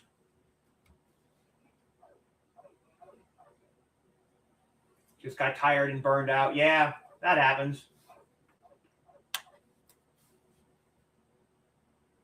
That's true. I do also make shirts. Well, I don't make them. I design them, and then someone else makes them for me. It's right. It's right down there in the little ticker there. But yes, I have 2 branded Tea House shirts at bonfire.com. No. Yes. bonfire.com/store/bladed-teaser. Bladed. Blah, blah, blah, blah. Let's try that again. bonfire.com/store/bladed-thesis. Yes. Yes, drive-by mention, indeed. Sounds like other characters from another story, and you're right, yeah. Suddenly, an orange cat rides by on a Roomba, and the Roomba is hissing like a snake. Oh, I have an idea. It literally just popped into my head.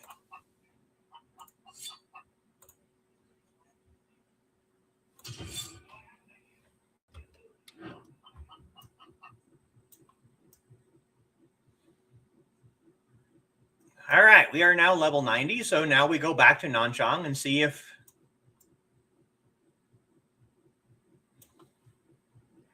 40 minutes left of drunkenness, and that would put us at 2 hours and 20.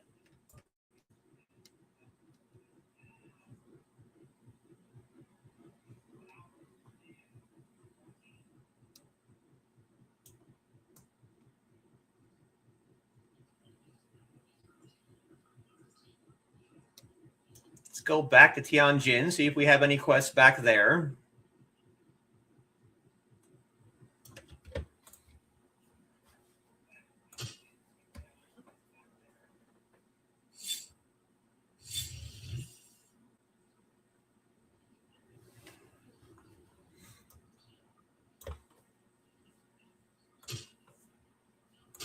One hour.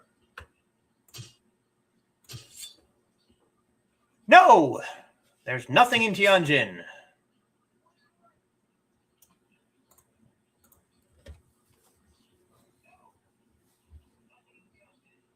So back to Hefei and then to Nanchang.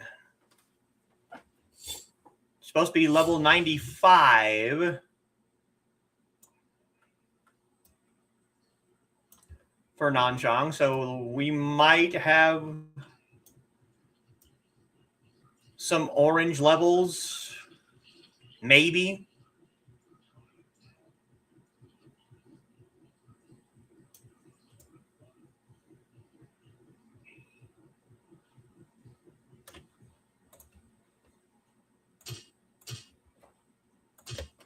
See if we have any quests in Nanchang.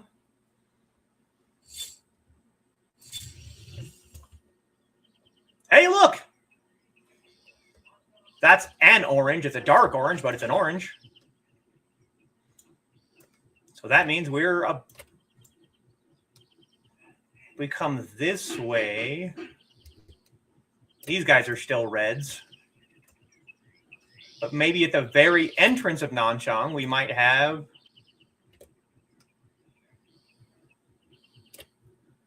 some oranges.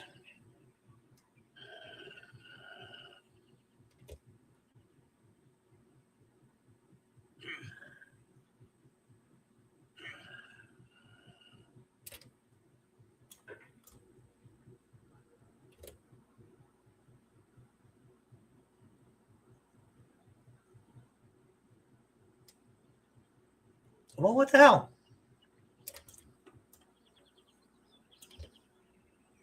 Yep, Hawkeyes are orange. Nice. No more Cave of Conquerors for me.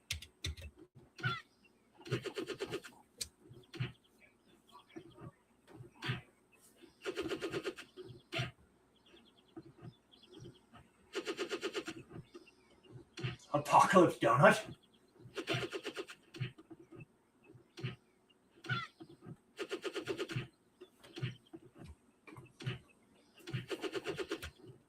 Yay! No more Cave of Conquerors. I am happy.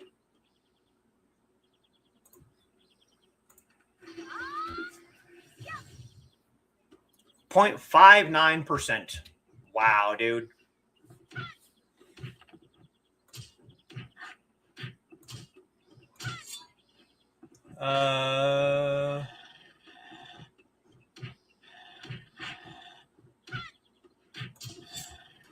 Don't see any quests, though.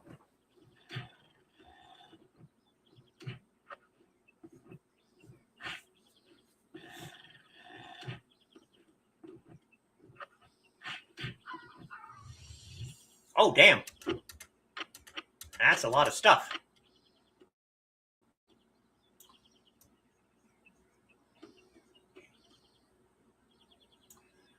We're trying to pull these guys one at a time as much as we possibly can.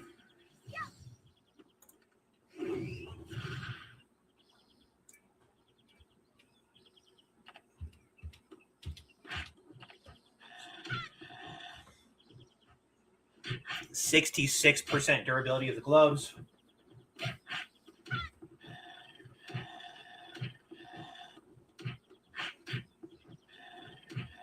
Oh, thank you. Oh, God. We're getting into the food talk. Favorite pastries.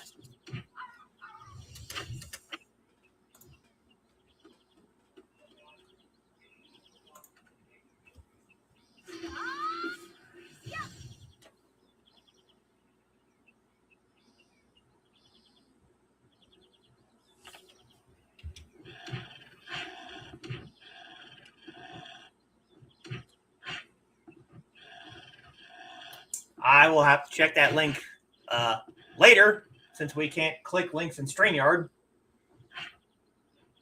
which is dumb.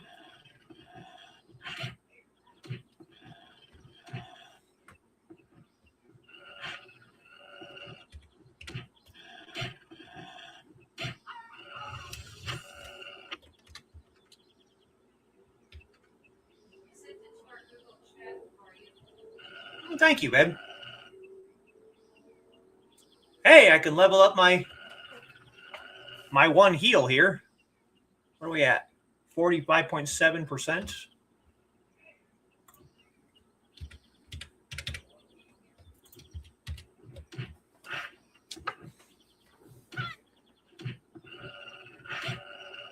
Whatever tastes good with coffee. Strudel's good. Weird sci-fi and fantasy. Bubblegum Apocalypse Now. French fruit tarts. Those are nice.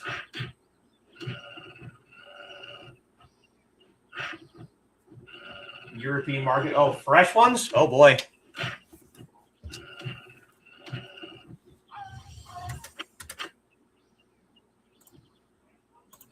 I mean, I did enjoy the mooncakes that I made, but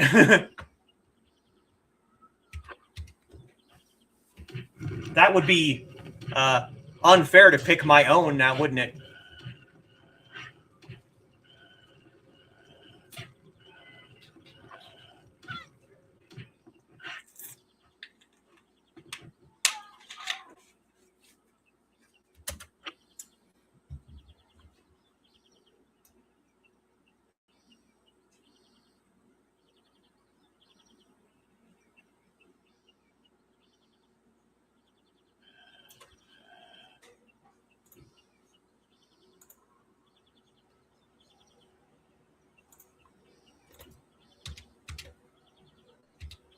Urgh.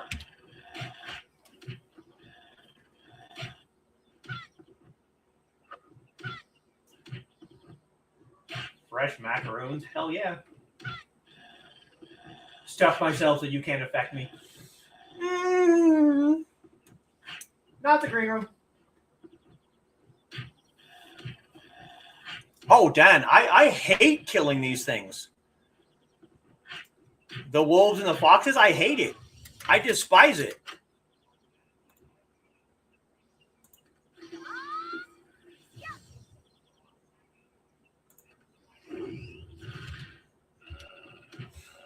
It's like my least favorite thing in this whole game.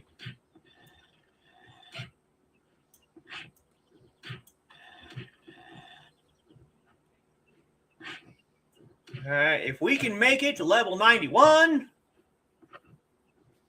before we have to end things today, it might be time to go and repair our gloves.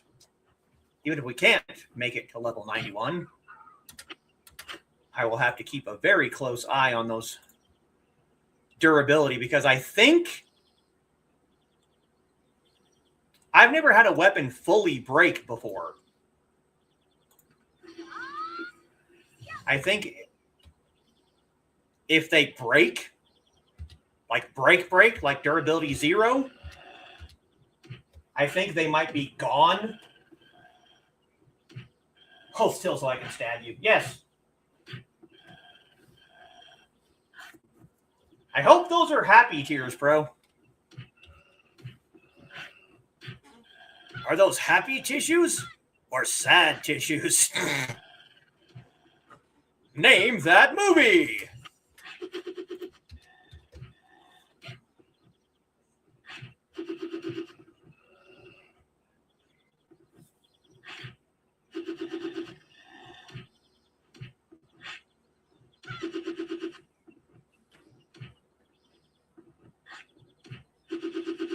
Oof, cutting onions and peppers. Yeah, that'll do it. Cheers for flavor. Is that a Tears for Fears cover band?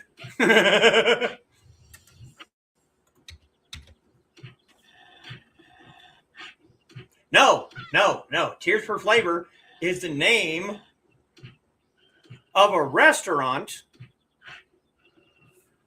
that only plays Tears for Fears music. Yep. That's what it is.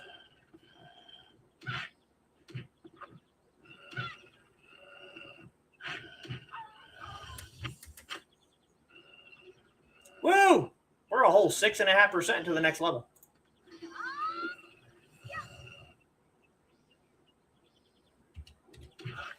I think I'm going to heal myself after this one.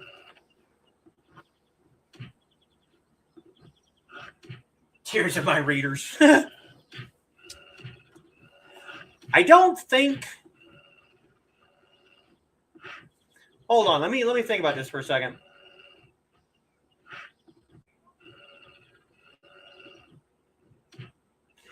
I don't think any of my stories will make my readers cry unless it's cries of frustration. But I'm hoping it'll make them cheer or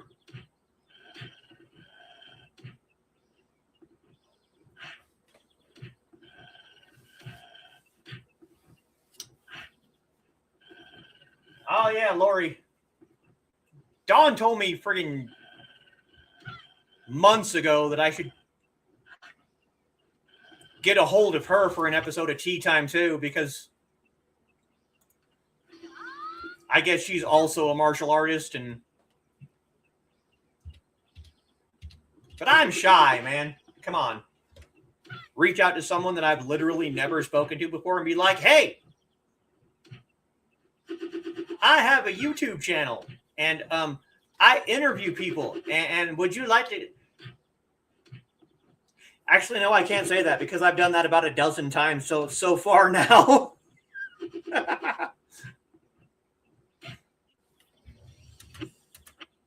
And of the dozen or so people that I've sent message to, 2 of them have come on, but several of them have responded. So, yeah.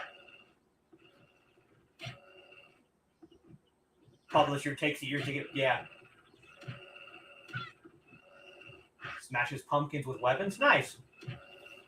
Well, Dawn could arrange it, but I would have to... The only times I really get a chance to talk to Dawn are creatives at play and the days that she shows up for the green room. Of course, I haven't been very good at showing up for the green room lately either. I think out of the past month and a half, I think I've been there for 2 of them.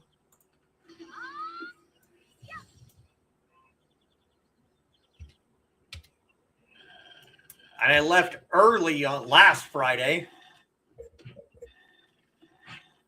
Although I noticed that Dan and I think it was Emily and Steve were still in the green room at like midnight my time.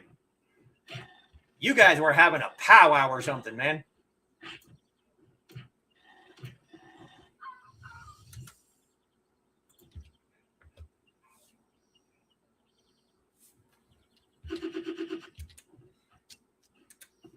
Yeah, I can't really say that I don't reach out to random people that I've never said one word to and ask them to be on tea time because I've done it about a dozen times.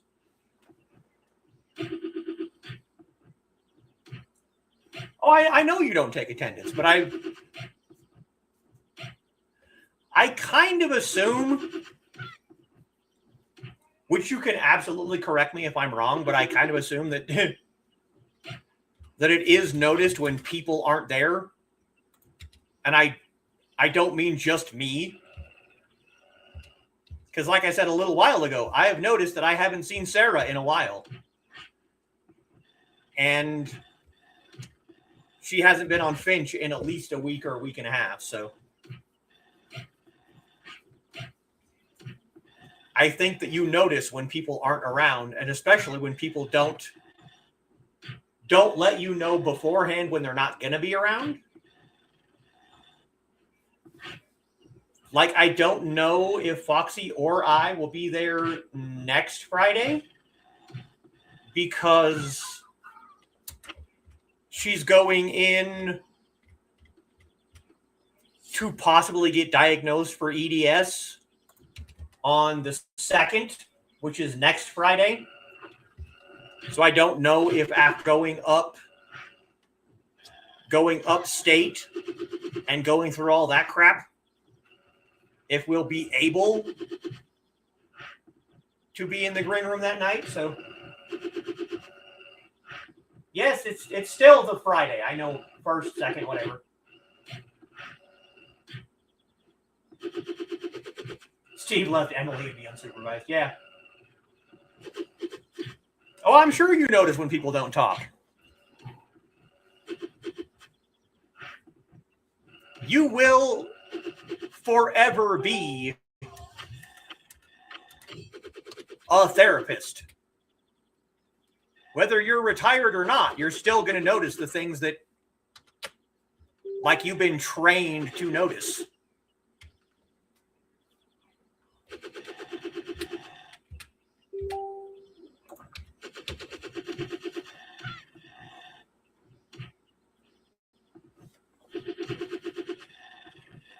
And I know I don't talk a whole lot. I am fully aware of this fact. And I'm also fully aware of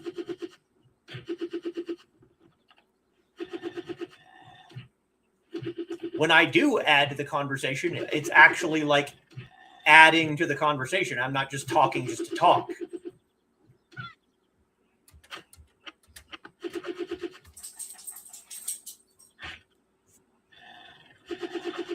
And I also know that people have told me on several occasions that I need to talk more.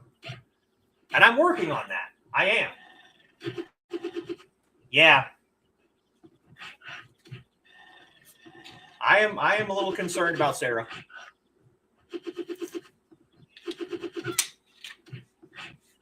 And I have no way of contacting her besides Facebook, and she's not on there very often either. But at least before, when I would get on Finch every day, I would notice that she had completed the tasks that we share, but she hasn't done one in over a week. And that makes me a little nervous.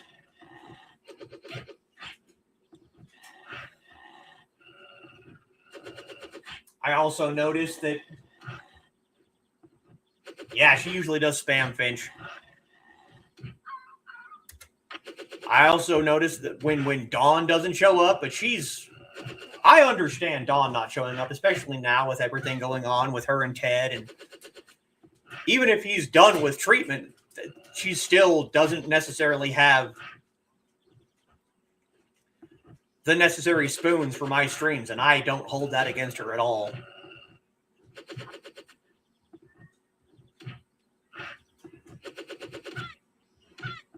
Do I hear a Freddy? Yeah, it definitely takes time for things to level out, exactly. But, don't anybody tell her about me working on the song, because I mentioned it when I first got the idea, and it's been over a month ago. I think it was at the beginning of May, so it's very slow going, but don't anybody say anything. I kind of want it to be a surprise when I finally get it done and uploaded. If she doesn't ever catch the reruns of my streams, I don't hold it against people. I know I'm not everyone's cup of tea.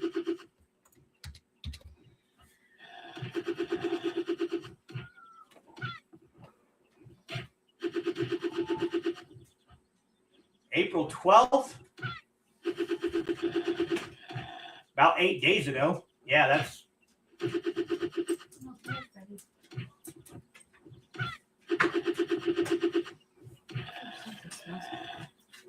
It's probably the neighbors.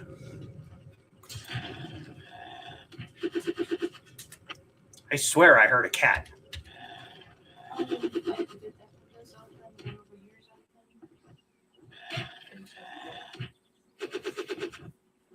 Okay, I think we're going to have to run into town and...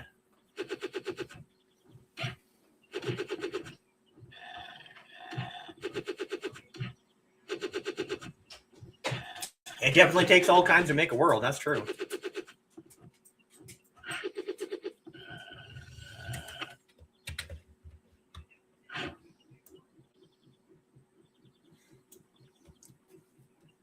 I just know that there's not really a whole lot that I can do to help Dawn and Ted. Even if I've never met Ted, I've never said a word to him, despite the fact that Dawn has told me several times that we'd get along because our tastes in music are pretty well aligned. I can't really draw. There's not really a whole lot that I can do, but I can make music. And if I can write a song and put it up on Bandcamp, even if it's not much, because I think I've only made a few dollars on the one song that I have up there. And this is not anything against the people that have bought the song. I appreciate every single person that has bought that song. I really, really do. But I've made a few dollars. If I can write something that can help the people that I care about, even if it's not much, I can still say I did that. I helped in this way. And it's something that I can do. So it's something that I'm going to do.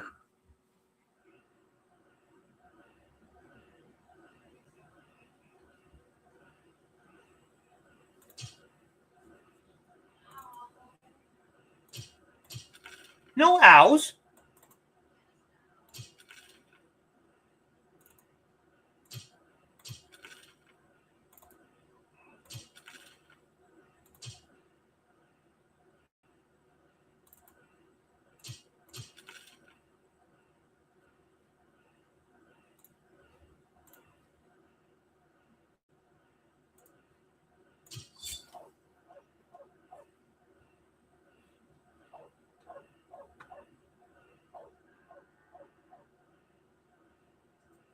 Oh, yeah. All the times we spent half the night talking, I love those. I honestly miss Last Man Standing sometimes. Not saying that, that you have to do anything about it. I'm just saying some of those nights were amazing, just sitting there talking. And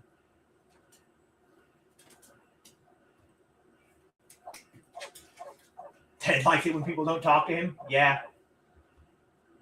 Introverts unite in your own home at your own times, in secret when no one's watching. I would absolutely love to be able to make it to a convention where I can actually meet people in person. Probably not going to happen because all of you live on the other side of the friggin' country, and I can barely afford to pay my bills, let alone pay for gas or a train ticket and a hotel room. Yeah, no.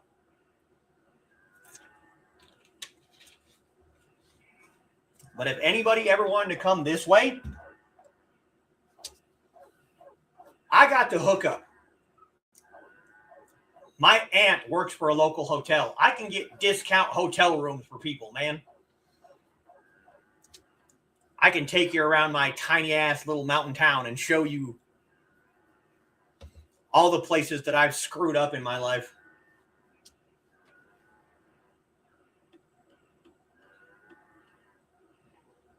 Oh yeah, absolutely, bro. Don't talk to people unless I know them. Absolutely. You can ask the people here. The first couple of times I was in the green room, I hardly said a word to anyone. I was still getting to know everybody.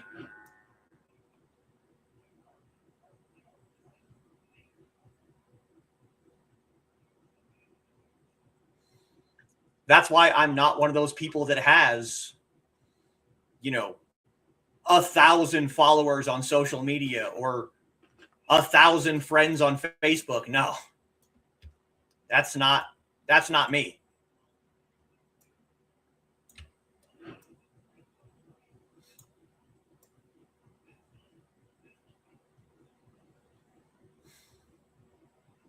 And I know I've been really, really bad at catching Tasha's streams and catching Ricky's streams. I'm terrible about it, and I know this. It's just I'm always doing something. And sometimes it's just hard to find enough hours in the day to watch other people's stuff.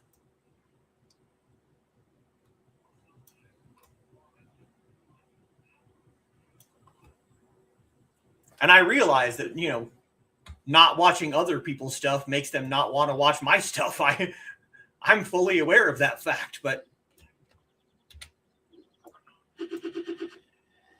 sometimes there's just not enough hours in the day. Yeah. My official screw up tour, yeah.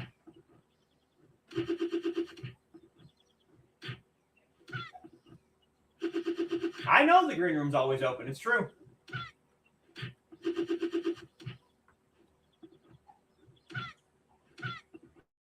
Never met a stranger, just doesn't like to sit and talk with them. Yeah.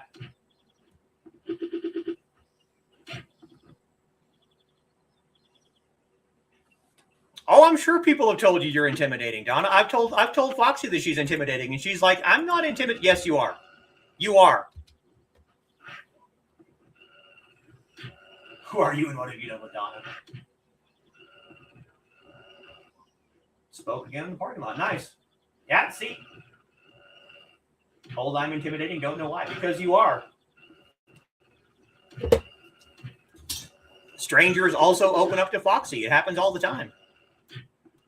Can't tell you how many times I have been personally witness to her meeting someone for the very first time, and half hour to an hour later, they're spilling their guts out to her and then finishing the sentence with, I don't know why I just told you all that.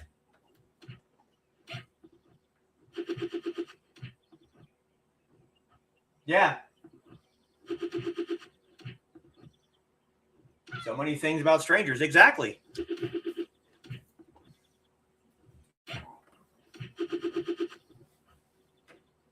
Part of the Disney princess duties. Oh, boy.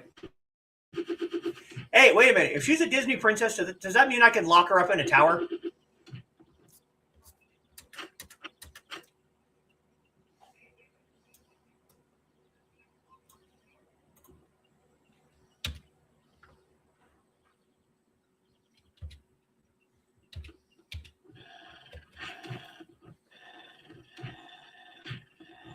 Safe with screens, yeah.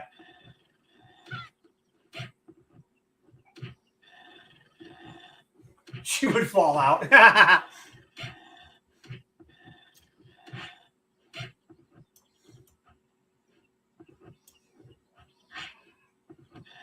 So the question is, if she's the Disney princess, am I the villain that locks her up in the tower? And you know what? No, I'm not going to finish that sentence because that's it. That statement can go so many different ways that I'm just not prepared for the answer for. So I'm not going to finish that sentence.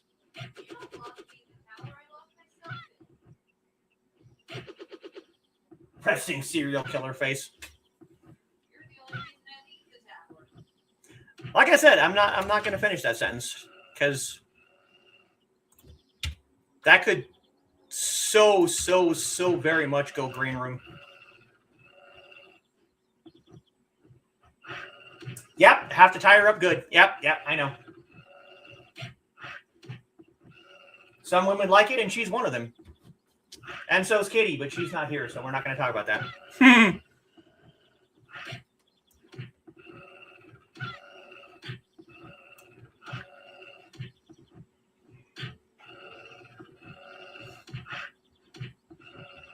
Like I was about to say, am I the villain that ties her up and does horrible, awful, unspeakable things to her? Or am I the hero that comes in and saves her from the villain that ties her up and does horrible, unspeakable, evil things to her? Yeah, exactly. Why not both?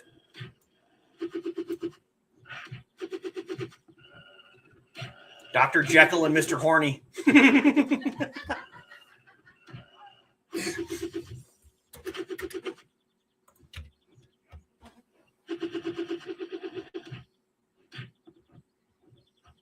True, duct tape doesn't itch, but duct tape pulls. Duct tape can pull hair and skin off. Depends on what you guys are role playing. Get out of my head, Trey. Out of my head. You don't want to be in there. Especially not after the Dr. Jekyll and Mr. Horny comment.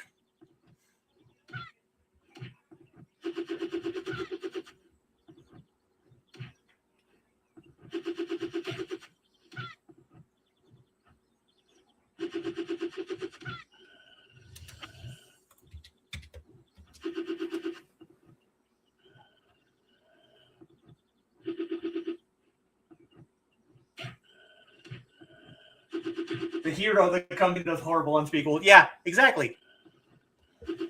Hey, while you're already tied up. Yep, there's Trey. Yep. She was behaving for some reason. I don't know why.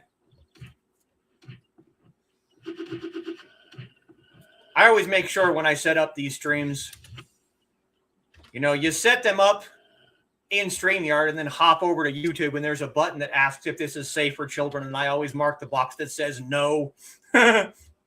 No, it's not. Not safe for children.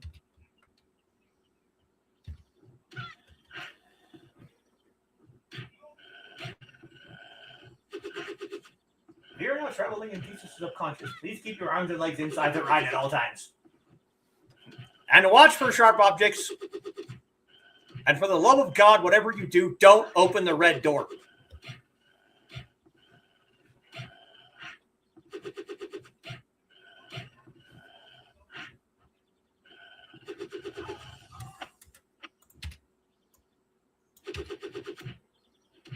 Or the white door. Or the black. You know what? Just don't go opening any doors while you're in there. Don't touch a door. Don't open a door. Just sit in the roller coaster, smile and shut up. If you see something, no you didn't.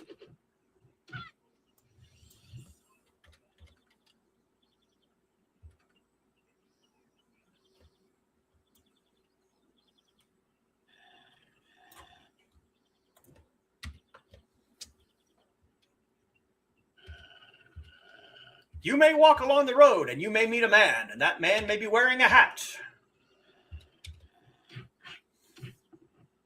Do not talk to this man. Do not look at this man. Do not smile at this man.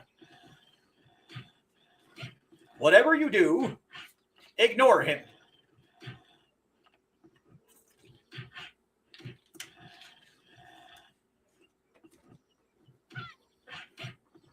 No, don't knock on the red door.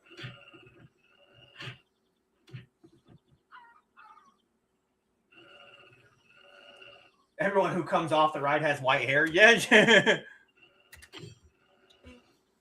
That's me in the corner. Wondering what the... Yeah.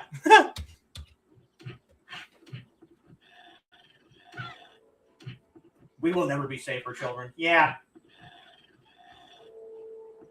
More children and grandchildren than Magic School Bus.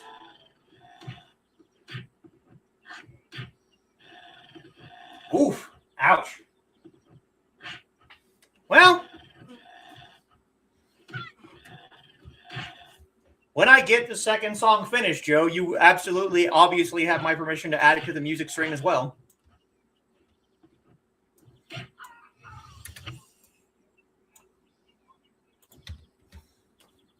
Like I said, I think I mentioned it at the beginning of May. So it's been like a month and a half that I've been working on one song.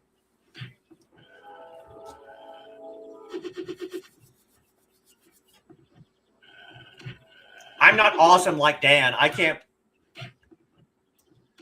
put together a song in 5 minutes. I literally have one song on Bandcamp. I don't have entire albums.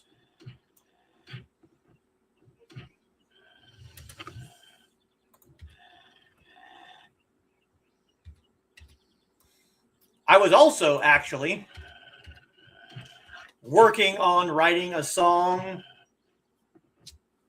for the baby that Foxy and I lost. And I was working on a song based off of my story, Darker Angels. And both of those kind of fizzled out on me. They were coming along nicely. I was working on them in parts, in just like little bits and pieces here and there. And they both just kind of went, nah, never mind. Ooh, can't even run System Restore? Ouch. Takes me a whole day to make a song. Compared to working on one song for like 50 some odd days.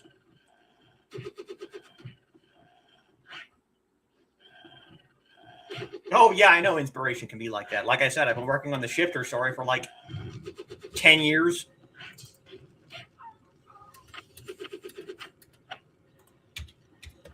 And then I'm able to send it to people that I greatly respect, to have them be beta readers, and they come back with, wow, this is really good, you have to finish the story. And my brain goes, yeah, you know what? Nah. Here's the idea for the sequel of the story that you haven't finished yet. Hold still.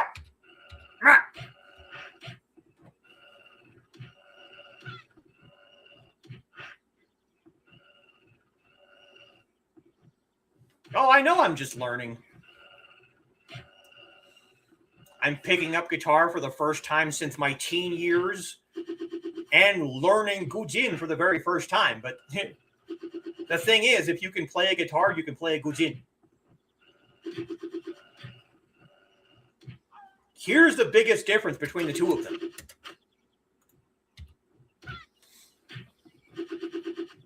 The gujin has 7 strings instead of 6, which there are even 8 and 9 string guitars, so that's not really much of a difference.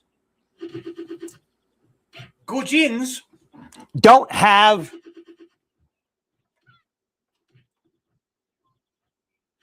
pieces of metal in between the frets, but it does have fret markers.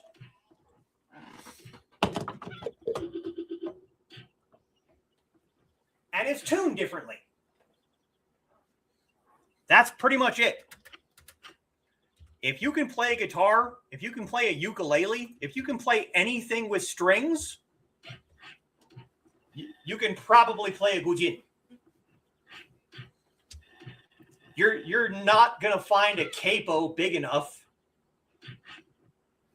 to shorten your string length, but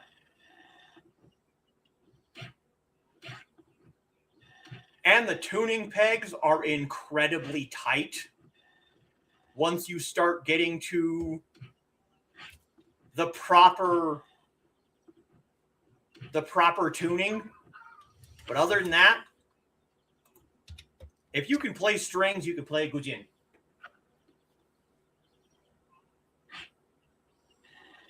Look at a microwave and say, I don't have all minute. Yeah.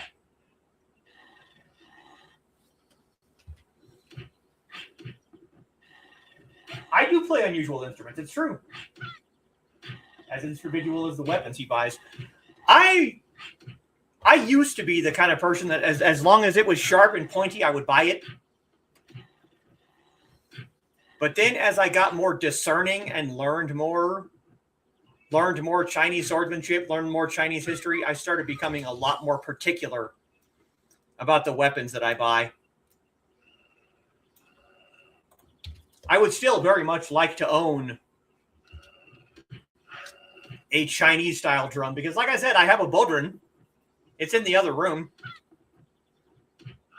But having a big Chinese style drum, the kind that they use in lion dances, that would be so cool. I would also love to have an erhu, which is a Chinese style fiddle. Only has 2 strings. Do I know how to play it? Absolutely not. But would it be cool to have one? Hell yes, it would.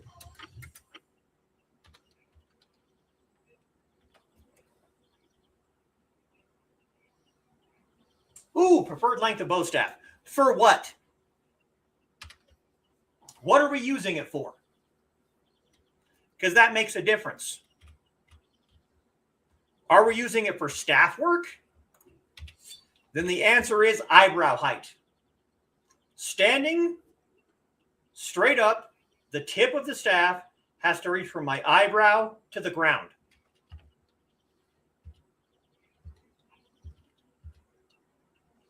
Oh, crap. Drunkenness wore off.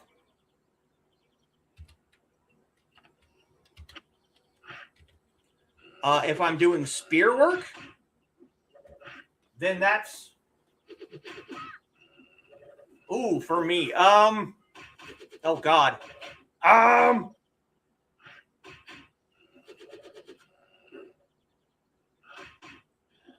would actually have to measure. Because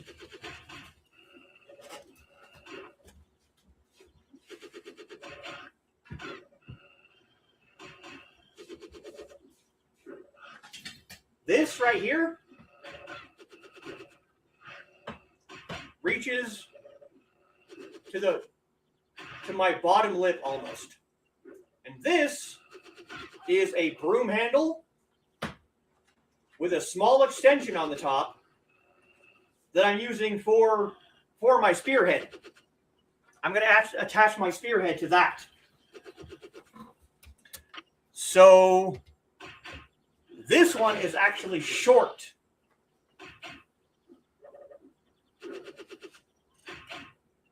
Oh, custom pool cues.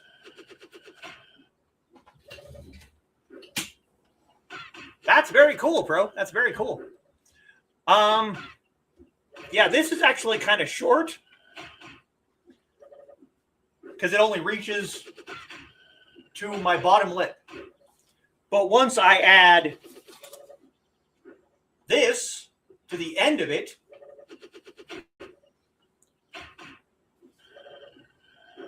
that's going to make it a little bit,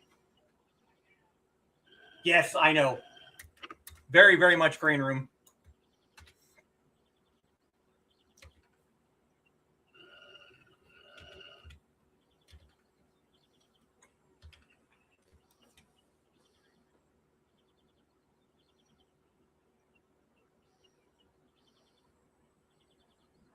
Oh, Kokobo Kali sticks. Oh, dude, that's cool.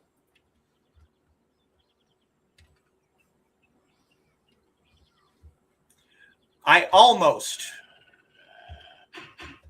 bought a Purple Heart staff to make my spear with.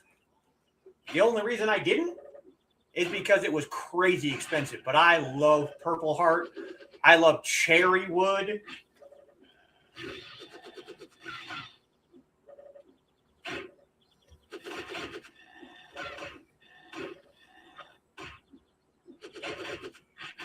CNC and great. Damn, dude. You got all the cool shit, don't you?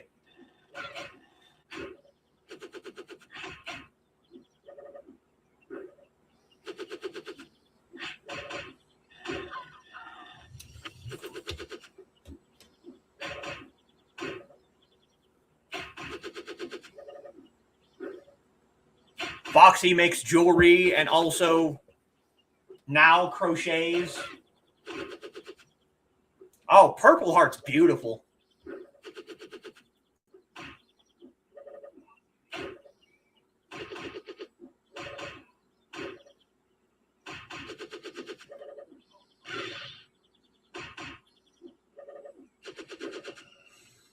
Normally in Chinese martial arts, if you're working with spears, the length is supposed to be, oh, stop, sword crochets. You're doing crochet. It doesn't matter. But the length of a staff or a spear in Chinese martial arts is supposed to be from the ground, standing up, reach your hand, and it's supposed to reach the tips of your fingertips. So if I were to have a spear that length, that would be almost to the ceiling in this room. I think that's too long for a spear.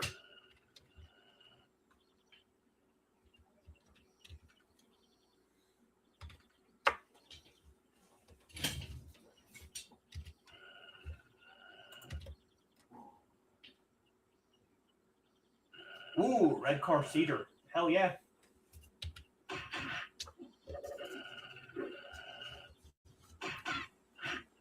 I used to do a little bit of woodworking when I was younger. 72 to 84. Damn.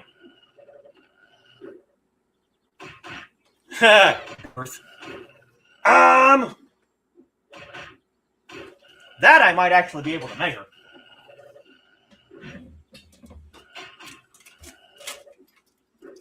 Because I do happen to have a piece of tailor's tape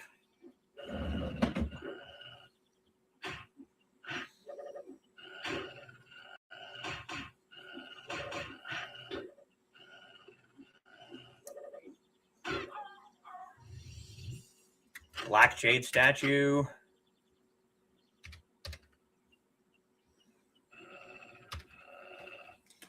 See what this is.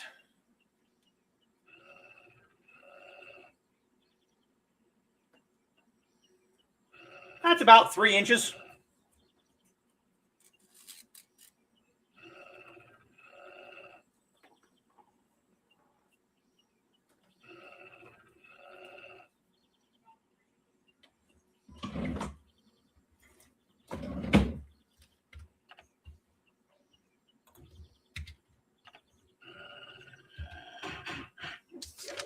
Look at this here.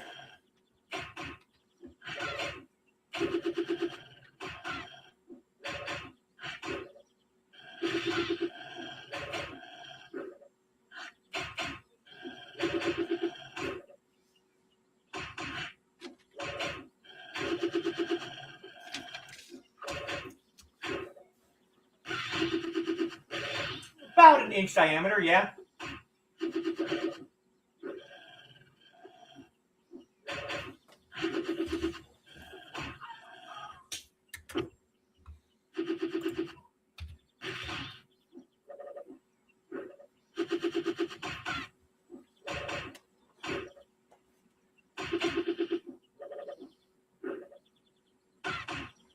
This piece of PVC here that I am kind of going to use for a collar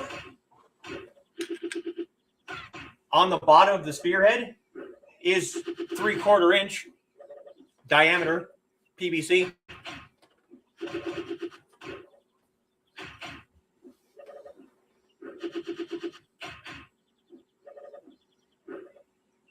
Cedar branch, want to make a wizard staff out of? Yeah.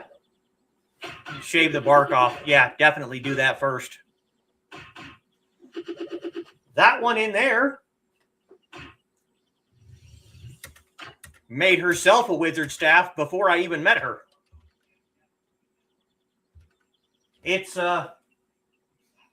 in the other bedroom over there.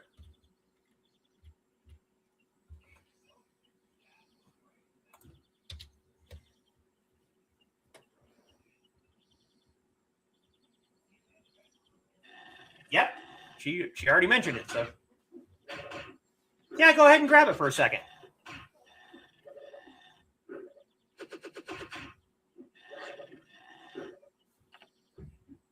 It sits by her altar because she is a Disney princess.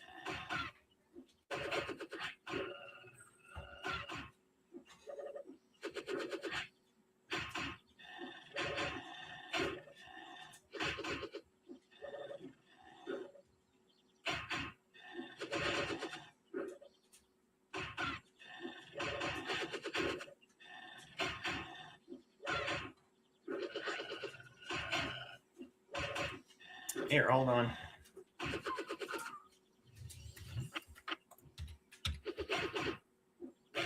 Go ahead and do that. Hey, look at the end of that and tell me that isn't perfectly made for a wizard staff. Little crystal on the end. There was another one glued up here, but it fell off. Yeah, I need to replace it. Yes, you do. And you can see right there where it was bulldozed down. And it's got a little groove right there that's perfect height for me to hold on to.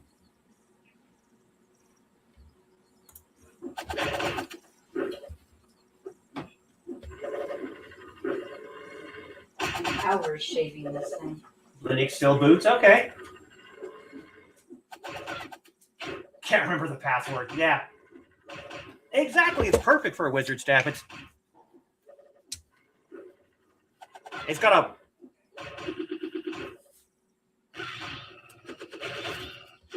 a partition at the top. It is awesome. She is awesome.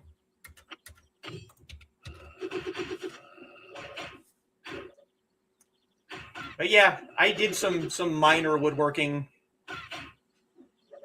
for a friend's dad as a job several years ago. I kind of got paid under the table for a couple of summers. No, it didn't fall out after bopping me.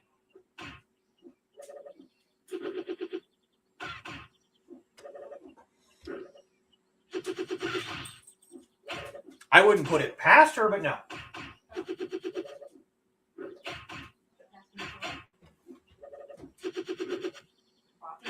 Mm-hmm. Maybe not with a head injury, but what? It's a minor head injury. I know, that's not what she said.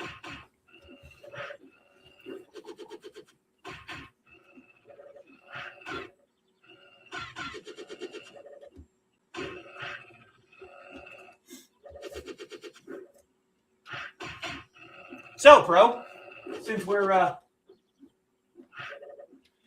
we're sharing information, what are your favorite colors?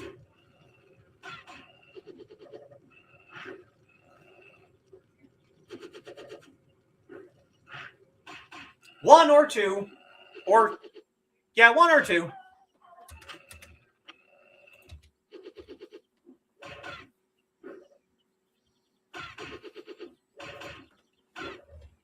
Oh, red and black. Yeah, a man after my own heart right there. Red and black are an awesome combination. I wish Sarah were here. Most of us are dark souls. What are you talking about?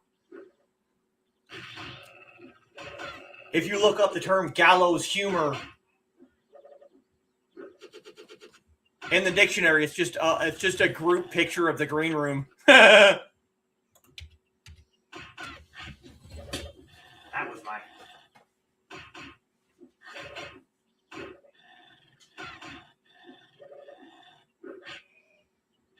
Piss off.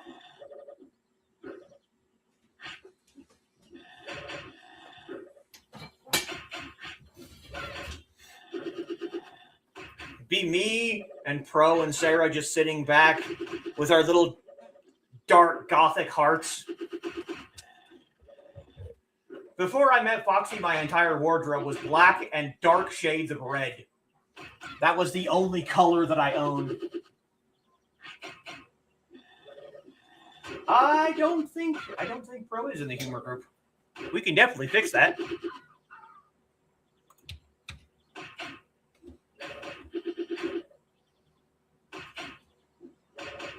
Yep, then you exploded color. Yep. The first time she walked into my bedroom, not the green room, shut up, don't ask. I was living with my parents. I didn't have blinds in my room. I had a big, black, thick blanket that covered my window. My room was almost pitch black all day long. She walked in, lifted the blanket up, bathing my bedroom in sunlight in the middle of the day, and I almost literally hissed at her. Like, put it back down. The light, it burns. She started buying me. Stop punching me while I dissect this wolf, yeah. Started buying me shirts in pastel colors. I tell people frequently she killed my dank heart. She just destroyed it.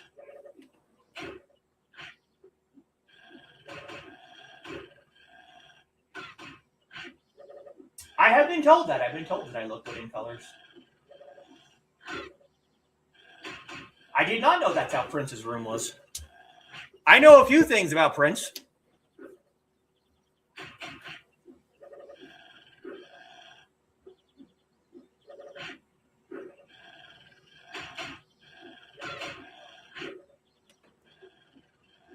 Yeah, I probably should heal myself.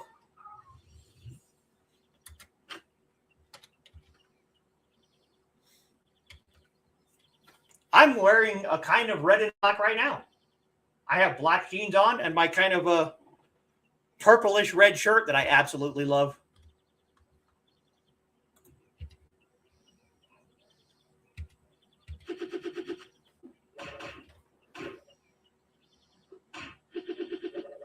I would imagine, yeah. So you're like one of those cartoon characters that you always see them in the exact same clothing. And on the very rare occasion that the cartoon character goes into their closet, it's just the same shirt, the same pair of pants, all the way across the closet.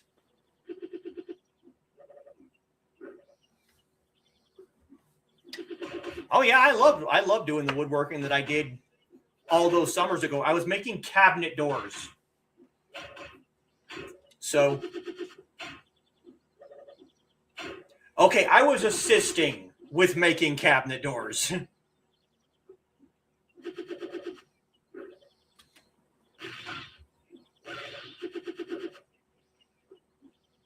Lots of plaid shirts and you never wear shirts half the year. Yeah.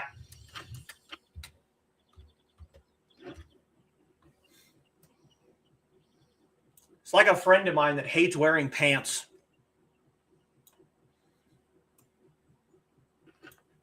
So every time you see him on like Zoom and stuff, it's always from the waist up because he's never wearing pants.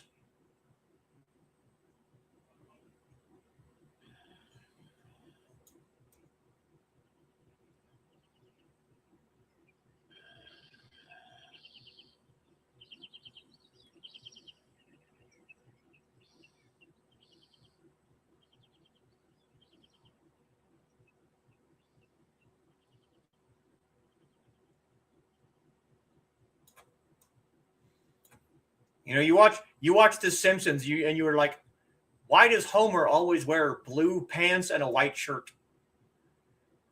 And then you see the closet, and it's all just white shirts on the top and blue pants on the bottom.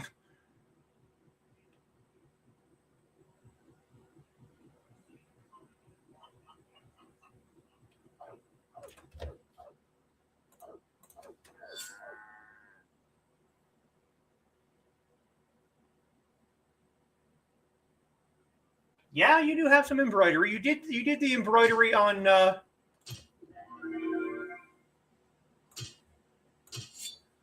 was it Hooley's coat or was it Remy's? And I think it was Remy's.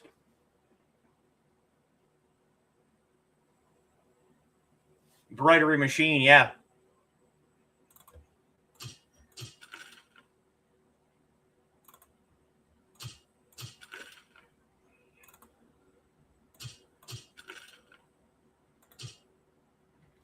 Oh, wow.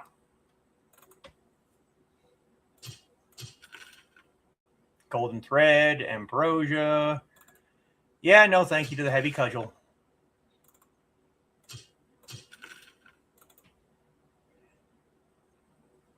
What is that? Mysterious Jade, a black dragon vault, and yellow dragon vault. Okay. Bracers can go. Axe can go. Actually, we might keep that. Black Jade, yellow calligraphy, manual of heavenly demon.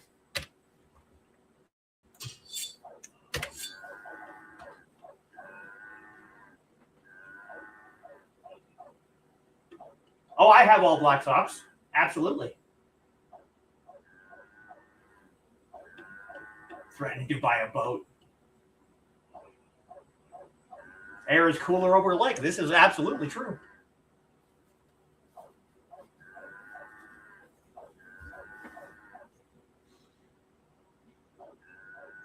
Okay, we already did the calligraphy books, right? Yes, we already did the calligraphy books. Remains of Four Nobles. Clan of Four Gods. So we don't have any of the other. Okay.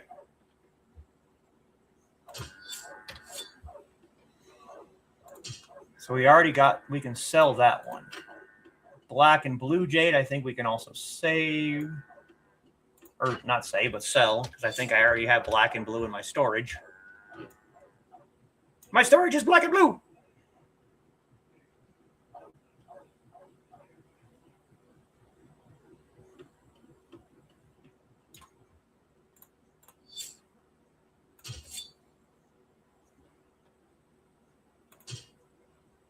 Blue jade, black jade, purple jade. Yep, we already have them. Let's go repair our weapons because why the hell not? Oh, let's run into a picnic table first.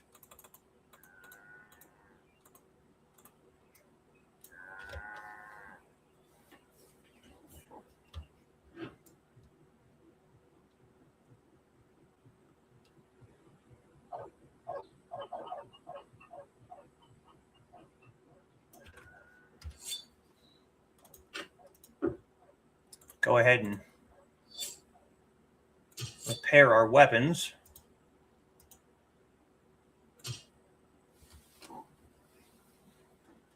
Oh, wow.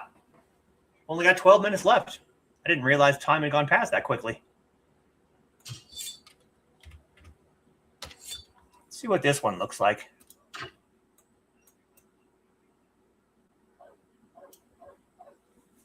Is that... Okay, yeah, that's...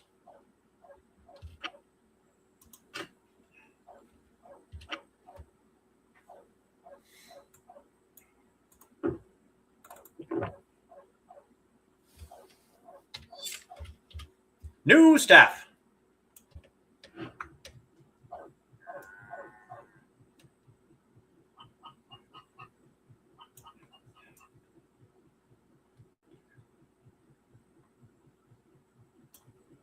Oh.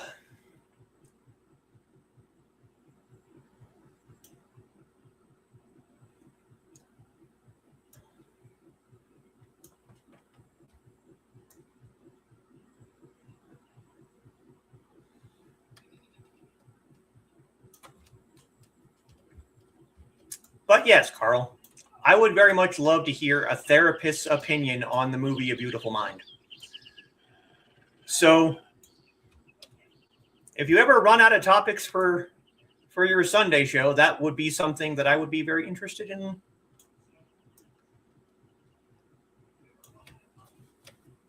I know I've mentioned it before, and I did my bit of sharing last night on my own personal parasomnia.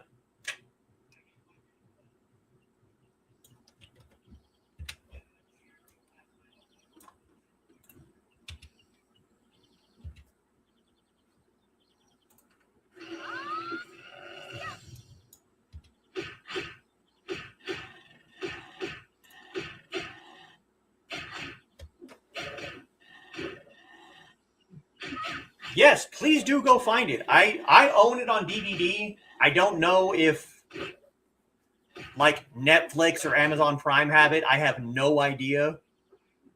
But it is actually a really, really good movie. And I think it's based on a book. Like an actual, like an autobiography kind of book. About a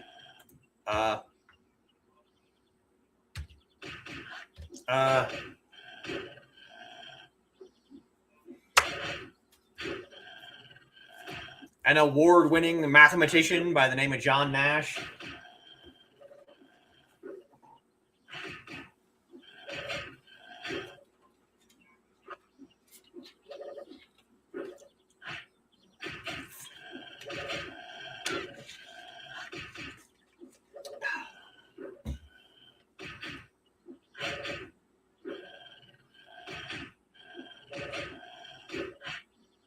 Scrolling through messages on her phone. Oh, Dan, you've seen it too? Oh, absolutely, yes. It really is a great movie. It really is. They did take some small liberties with the story. The main one being that the actual John Nash, his hallucinations were entirely auditory. They were not visual. but trying to portray that on screen, trying to portray, only you being able to hear something would have been incredibly difficult. So they made his hallucinations visual hallucinations. But it's called A Beautiful Mind, bro. It is about John Nash. He won the Nobel Prize in mathematics, and it's about his life and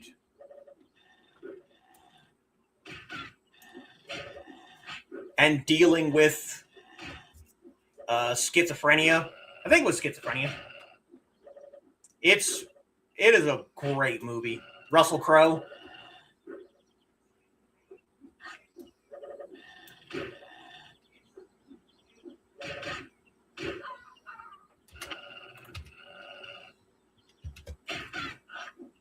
Yeah, Trey's seen it too. It really is an amazing movie. It has oh God, what's his name? I'm usually really good with names. He played Chaucer in A Knight's Tale. He plays Nash's best friend / college roommate.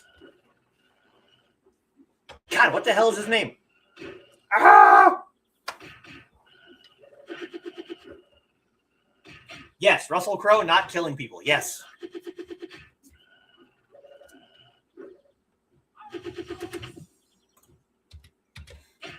One thing that you'll find out if you continue to watch my streams, Pro, I speak in fluent song lyrics or movie quotes. I'm one of those terribly annoying people that can frequently do quote the movie A Princess Bride. I can just quote the entire movie from beginning to end without watching it. Earlier, when I did the are those happy tissues or sad tissues? That is from Forgetting Sarah Marshall.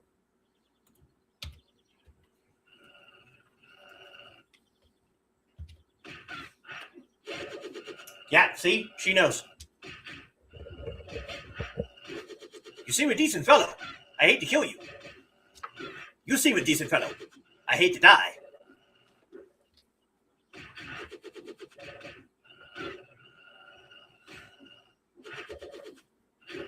Yeah. When Foxy and I first got together, she did not have cable growing up. So I frequently call her Bones. From the TV series with David Boreanaz and Emily Deschanel. I would make pop culture references that made no sense to her because she didn't watch movies growing up.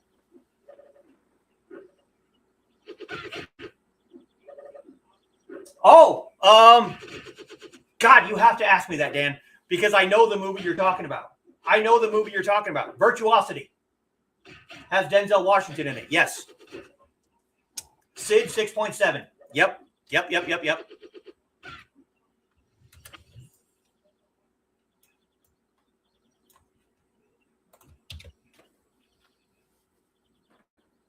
Yeah, Bones is an awesome series. Now we're doing the same to poor Ruby. Yeah, we are.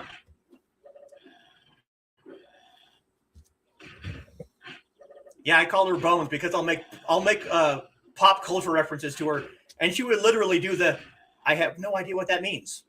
She would do that. That's why when I first watched Bones, and Bones' character did that, I laughed my ass off. Yes, Virtuosity, yes. I laughed so hard the first time the character, I have no idea what that means.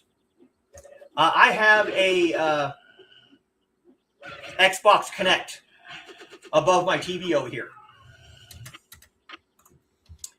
And one night, I got up in the middle of the night to pee and came in here to get a drink, and it scared me because I'd only had it for a very, very short period of time, so I wasn't used to it being there. The next morning, I was telling her about it, and I said that it looked like Johnny Five. And she looked at me completely stone-faced and said, "Who the hell is Johnny Five?" And I was like, oh, my poor heart, you don't know Johnny Five. That's just tragedy right there.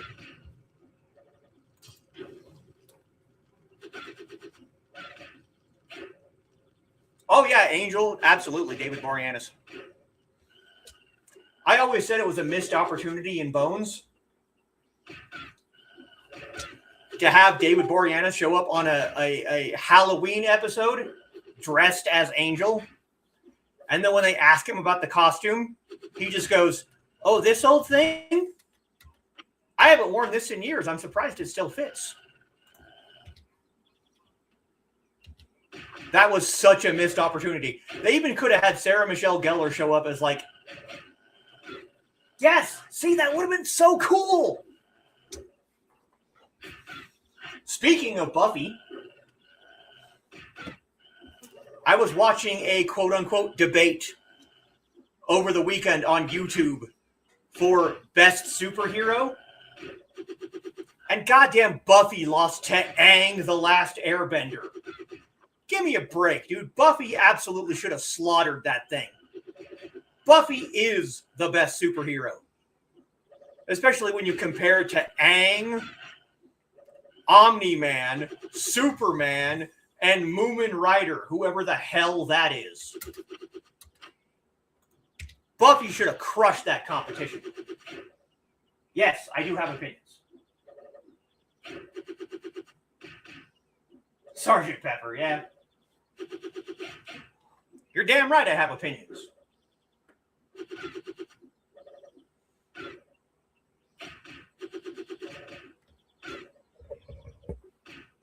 I loved Buffy. I loved Angel.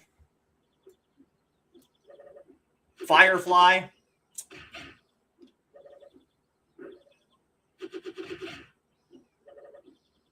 I am a leaf on the wind. Watch how I clip.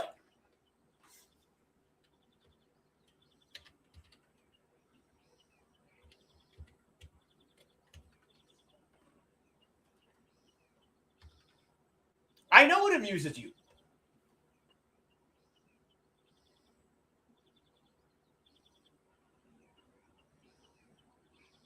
Watch Buffy about 1,000 times. We don't have cable at all. We haven't for years. And for a period of time, we also did not have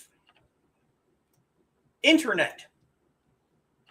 So every night I would end the night by watching an episode or 2 or 3 of Highlander. I love Highlander.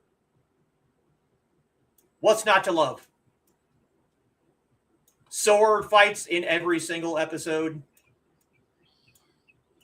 Absolutely gorgeous women.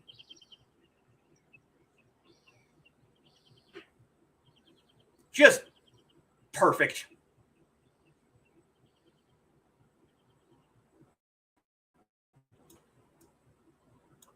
Don't ask me my opinion on Highlander the Raven, because we're already over 3 hours, and that would be a rant in and of itself. Oh, just watch the first movie? Yeah, don't talk about the second movie. Second movie was a fever dream.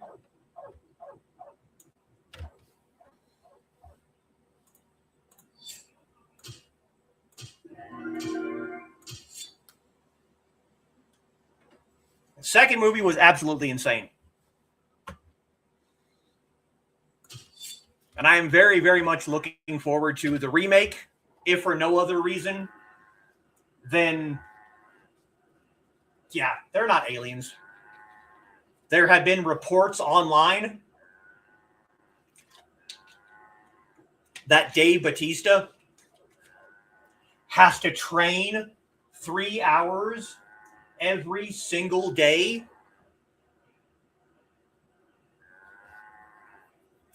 just to keep up with Henry Cavill's sword work.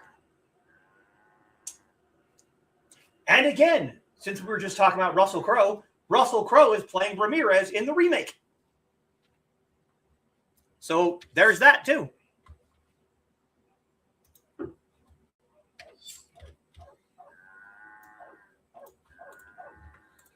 They've been sharing pictures online of them on scenes, and they look amazing. Buckaroo Banzai. How about a sequel to Flash Gordon?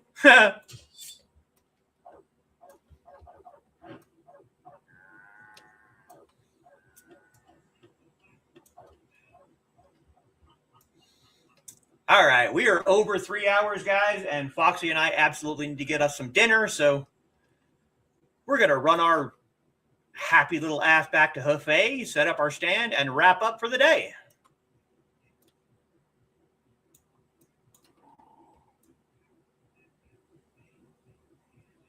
It does not surprise me that your dad loved Flash Gordon, Foxy.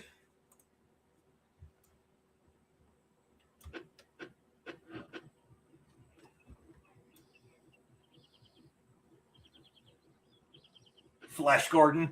No, that's a different genre, I'm afraid. That's right on the shelf, right next to Indiana Bones and the Temple of Poon.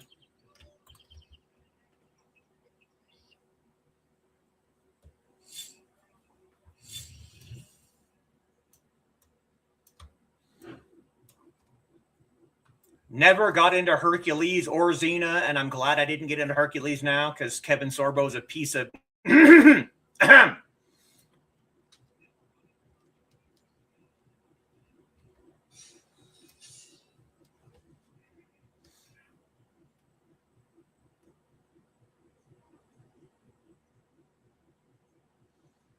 Hey, we made it to our level 90, though.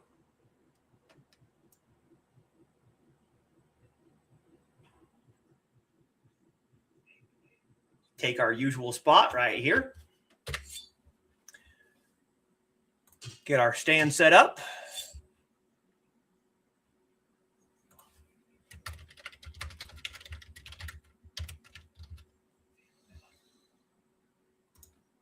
Writing brush, 150,000.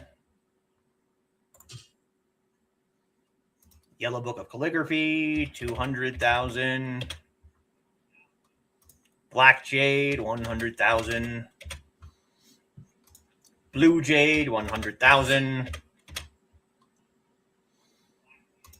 Lightfoot, 1 million.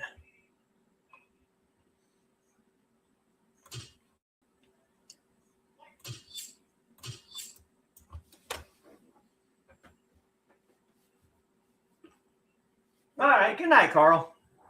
We're wrapping things up, so it's all good. Bring you guys back over here.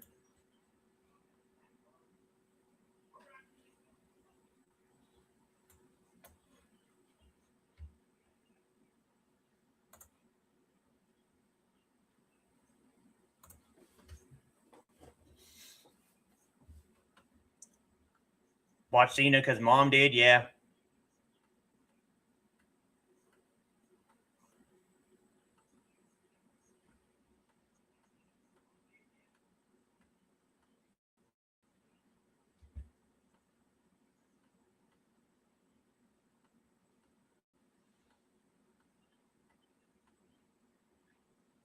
Xena was okay eye candy. I think Linda Carter was better eye candy, but that's just me. Preferred Gabrielle, yeah. Have a good evening. Thank you. Night, Carl. Several actors and actresses lost interest in because they turned out to be jerks in real life. Yep. Had a crush on Gabrielle, just didn't realize at the time. I told you. All right, guys. As always, thank everyone for stopping by. I will possibly make an appearance on Creatives to Play on the Indie CD channel on Wednesday night. I will be back to my regular tea house on Saturday for World Tai Chi and Qigong Day. Thank you, Pro. I appreciate it. You're welcome anytime. Like I said, I do this every Monday. And, of course, I will be back here next Monday for the next 9Dragon Playstream. Thank you all for coming. Have a wonderful night.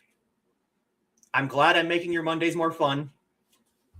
I will see you all next time. 再见。